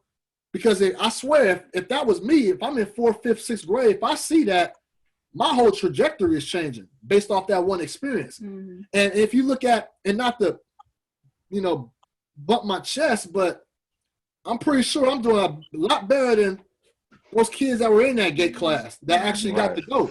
You know what I'm saying? So I just don't feel like those type of experiences should be only for the people who are getting 4.0s. Because if you know how to work school, I worked school when I went to Fresno State when I figured things out. You ain't got to be the smartest person. Just turn your work in on time. You know what I mean? Right. School is all about a game. So it was just those kids, they knew how to figure it out.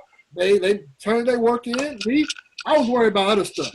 I was worried about how to survive. I was worried about who I'm getting in a fight with next. Who's going to try to fight me? I'm worried about this girl talking about me. You know, I'm worried about a whole bunch of other stuff. My mom, you know, my parents didn't give me the hippest clothes, the nicest clothes to wear. I'm worried about avoiding people, you know, so I don't get talked about in front of the girl that I like.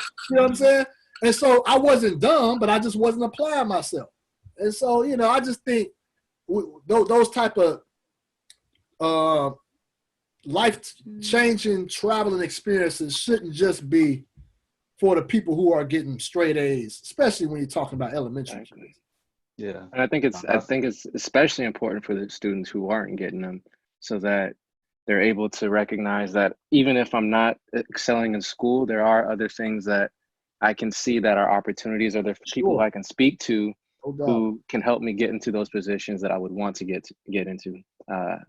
I currently live in New York, and even though I, you know, grew up in Fresno, you know, and being out there, recognizing how many opportunities are available to you just if you put yourself out there, it's something that I wish so many kids in Fresno could, you know, really experience. And I'm working on trying to figure out what I can bring from there back here, just so that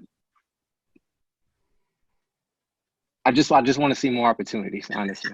Yeah, I hear you. Yeah. Well, I mean, Chris, you've given us so much content already. We definitely appreciate it. What other questions do you guys have before we let Chris and Charlotte go? I'm glad Brandon looks safe now. Right. I guess I have one more question. If it wasn't NBA, which sport would you like to be covering? Do you enjoy, like, have you thought about the idea of, like, maybe covering football or baseball or, any of those other sports if they draw you in any type of way? And if so, would you? I wouldn't be a sports writer if it wasn't the NBA. I don't think.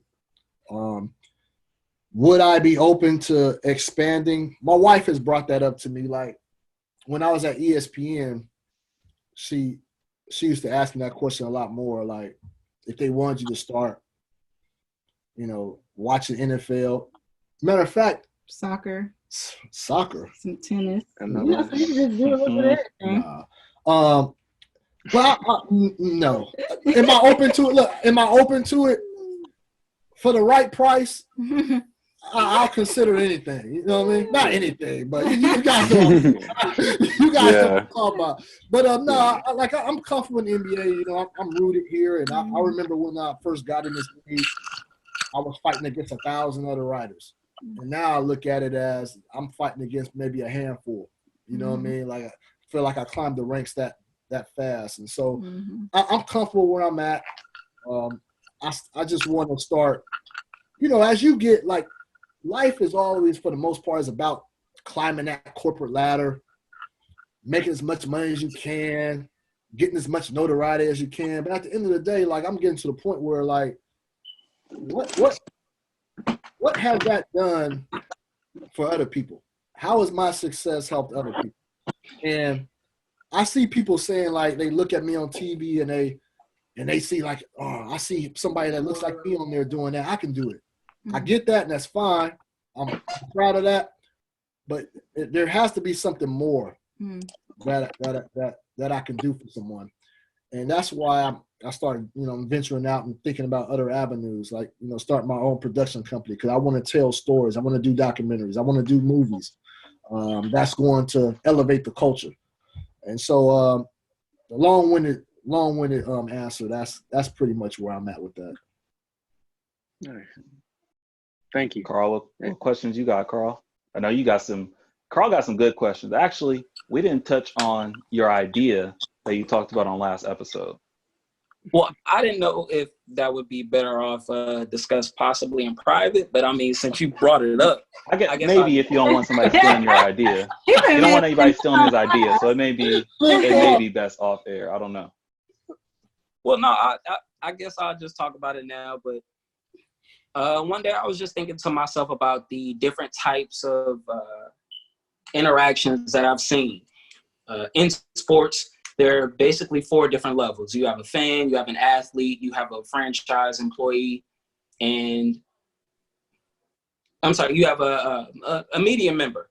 And I've seen some of them interact, but I've never seen all 4 of them interact together. And I just thought it would be a pretty cool idea to see a common sports fan sit down with a media member and an athlete and a franchise employee, whether it be a coach, whether it be a GM, and you just let the 4 of those individuals just have dialogue. You talk about the relationship between a fan and a player, what you appreciate about a fan, but what kind of annoys you about a fan, what pet peeves you have as a fan. How do you look at players? What draws you towards some players? What makes you look at some players negatively? The type of content that you receive from a media member, you get to have that exchange about what you would prefer to hear versus what you do hear.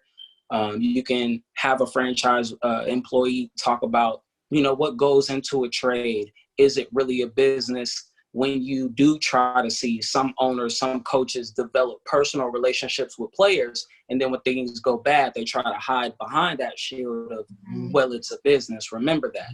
But at the end of the day, I'm an individual, and, you did bring emotion into it when whatever comes out of that. I was just interested in seeing something like that happen. That's a good That's great. That's a great show concept. Mm-hmm. Great show concept. That is. I like the way your mind works, Carl. Yeah. Thank you. I appreciate that. That's a good show. As long as he get executive producer credit. Exactly. Yeah. First person you got a call right there on the production. I mean, but you have, as a fan, you already have a media member. So I mean, continue. Well, it wasn't necessarily something that I even thought for myself. It was just, even if I'm sitting down it watching. It should be for yourself, bro, because it's a great idea. Yeah. And you have to have a smart fan, too. Like, you can't just have any old fan over there. Exactly. You know? It should be for annoying you. fans. One thing I get annoyed about with fans is that a lot of fans don't understand that when you see players talking, or they may say something in a press conference, and most of the time the players say whatever they're saying is BS. They're saying it because the corporate line, right? Then I might report such and such wants a trade. He wants out, right? And then that player, just to save face, may tweet out, I never said anything like that, right? I know what you're talking about. Fans automatically come to me. Oh, you lying. I saw such and such in the press conference. He said he loved this great town. He wants to retire here. And I'm like, y'all really think these players be telling y'all the real? Like, y'all really? I know exactly what you're talking about, and I was going to ask, but I felt like leaving it alone. But Go ahead, man. Go ahead. Gordon Hayward. Go ahead. What you want to know?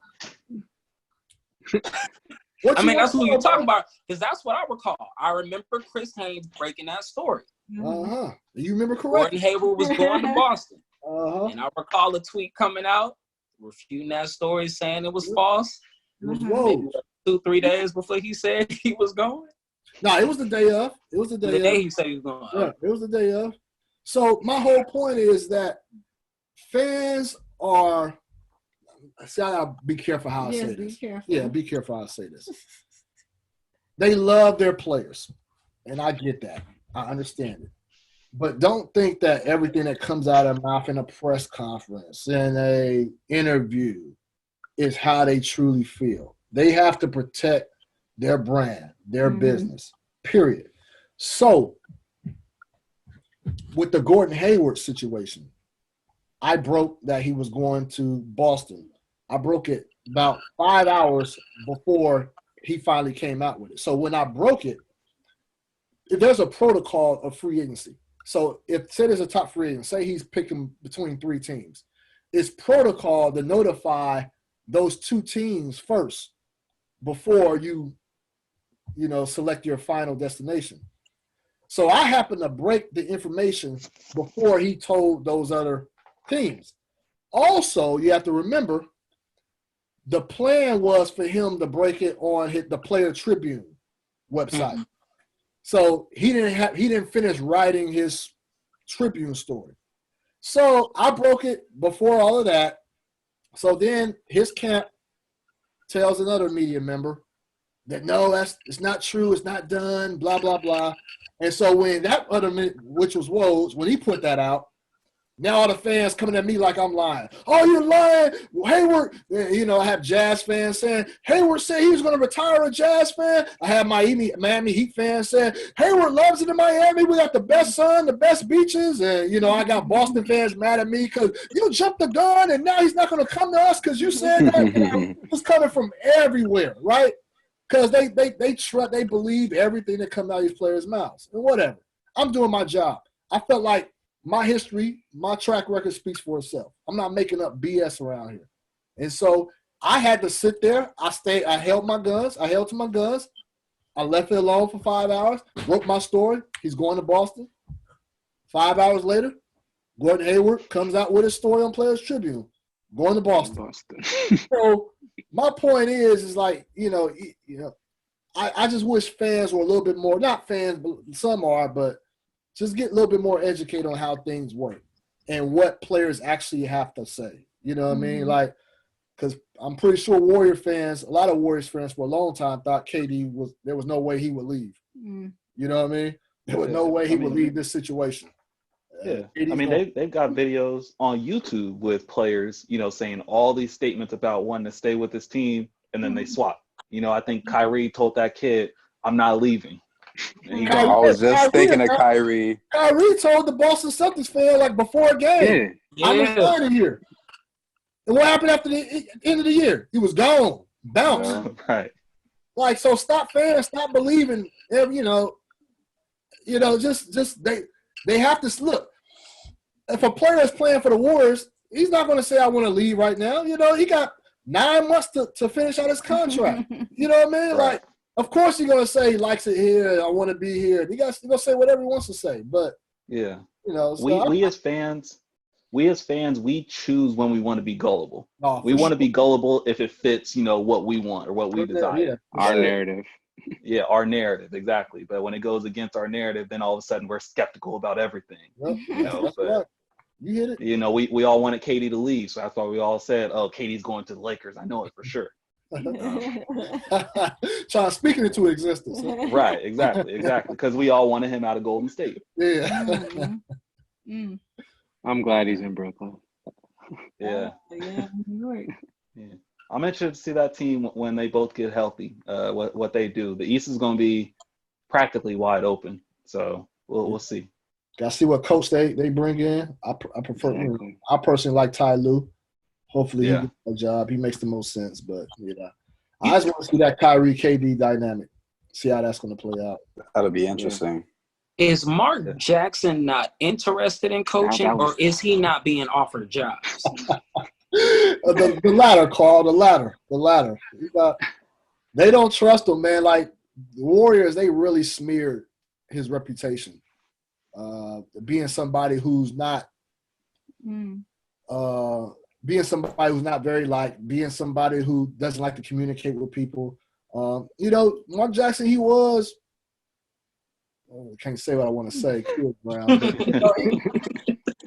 He could have Mark Jackson could have did a better job of being more engaging with the GM and the owner. But he was a great coach, man. He was a great coach, and I hope he gets another opportunity. And I know he's had a lot of time to learn from his mistakes. And, it's the politics of the game. It's not – it takes more – if you haven't won – look, Phil Jackson, one of the best coaches of all time, that GM told him and the world that this was his last year. You know what I'm saying? So it shows you that you can be the best at what you do, but you still got to play the politics game of, just engaging and having conversation, making other people feel like they're a part of the process. And I think Mark Jackson, other people in that organization felt like Mark alienated himself. Isolated himself. And I think the politics of it. And I think part of that, and this will be a whole nother conversation, this could go on for like 45 minutes. I think that's part of the reason that is, kind of deterring, a lot of Black former players to, go up that tree, because it's, playing the game and, coming from where we're from, it's like, nah, you got to be authentic. You're either authentic or you're not. A lot of us either don't know how to tote that line and still be ourselves, or don't want to tote that line and still be ourselves. I think that has an impact on, where we land within the rankings and why we may not ever be respected as future, top executives or owners and things like that. That's a good point. Very good point. Yeah, very good point. Go ahead, Sydney. This is a knowledgeable, educated podcast right here, man. And I feel like I'm telling you, man. All of you guys emailed Chris, because I feel like I've seen. No. I feel like I saw Sydney's name. And I feel like I saw Brandon's name. You didn't see my name. I didn't see yours? No. I didn't email Chris. Okay. I just remember playing basketball with Chris, like I said earlier. Okay. I feel like I seen you guys' names, so. Yeah. Okay. I have a question. I'm from Fresno. Well, I have a question, though. Why is, I don't mean to pick on him again, but why is Carl's camera, like, at a tilt? It's been at a tilt, like the whole – show. Like, what is he not trying to show? What's on the other side of that room? Face. There's a backstory behind that.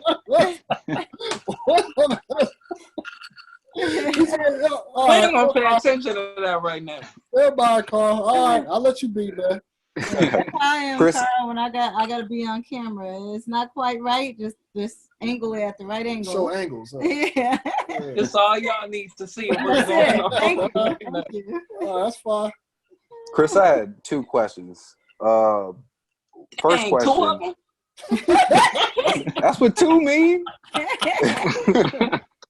So, what's the first thing or first place you gonna go once this COVID-19 is like done with?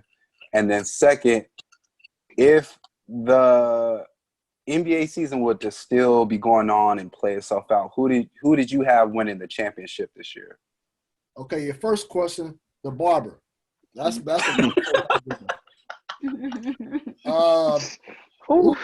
do I have winning? I will say, look, Lakers are playing some really good basketball, man. I want to see, and this is the first time in a while where I'm really looking forward to the playoffs in general. And the reason why I want to see those Lakers and Clippers go up against each other. Because I really don't feel like nobody in the East can take the Lakers down or the Clippers in a 7-game series. I want to see the Western Conference Finals, Lakers and Clippers. But who are my favorites? It's tough. I go back and forth with Lakers and Clippers all the time. I'm going to go with the Lakers right now because they were just they were on a peak, on a tear. And, they were in the process of, possibly, bringing in J.R. Smith for another workout. So they're still loading up. Yeah. And shout out to Milwaukee, because if Giannis sees this, I don't want to see like I'm dismissing him. So actually, Giannis, you guys know his girlfriend Mariah. Yeah, I went to Bullock. Yeah. Okay, that's my cousin. We all went to high school with. All right, for sure. The real Spriggs and Haynes, we're cousins. So that's my cousin. So Giannis like family now. So I want to make sure I don't say anything on here to disrespect him and that team. Okay. I like Milwaukee's going to come out the East. They're going to come out the East, barring injuries, I think. But I just don't like their chances really against the Lakers or Clippers, if that makes any sense. You don't have Toronto? No. I mean, they are still the reigning champs. They are? Without Kawhi. Yeah, that's a big piece. That's a huge Pascal, How serious is Siakam Giannis has to been- Golden State? I mean, Siakam has been balling, but I don't think he fills in the same way Kawhi did.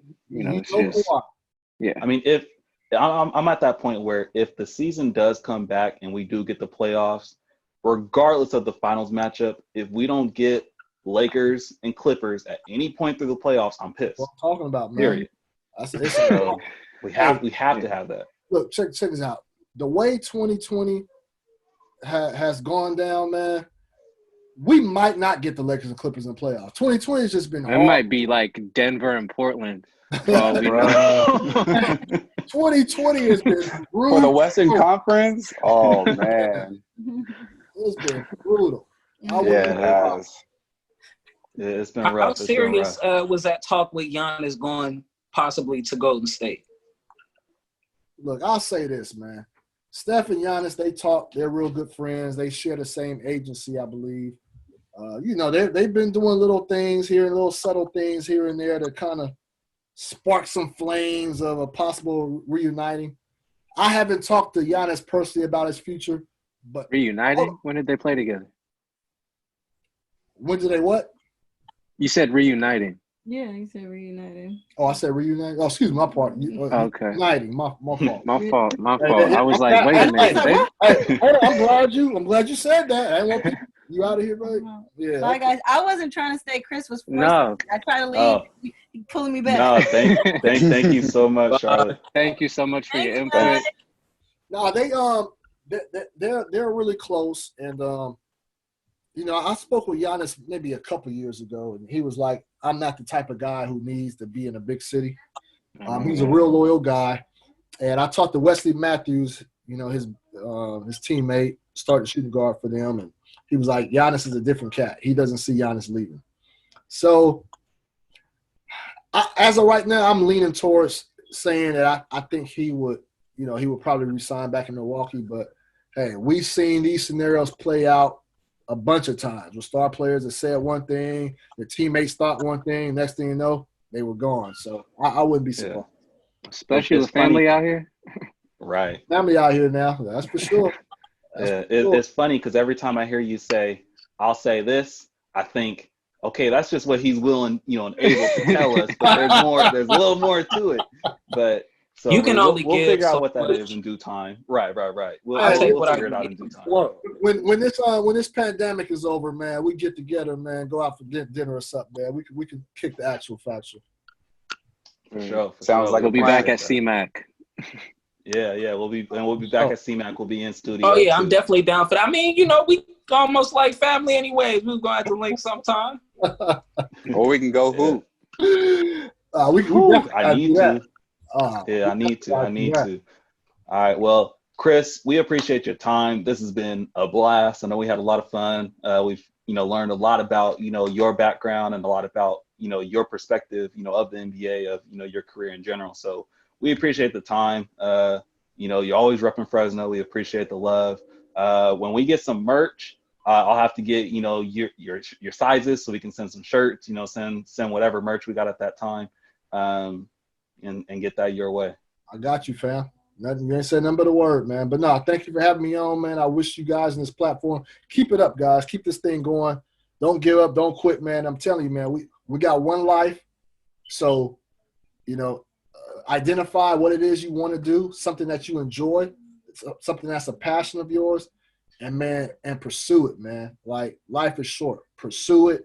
Go after it hard, because you don't want to, you don't want to be in a situation where you're old and you wish you could have did this, you wish you could have did that.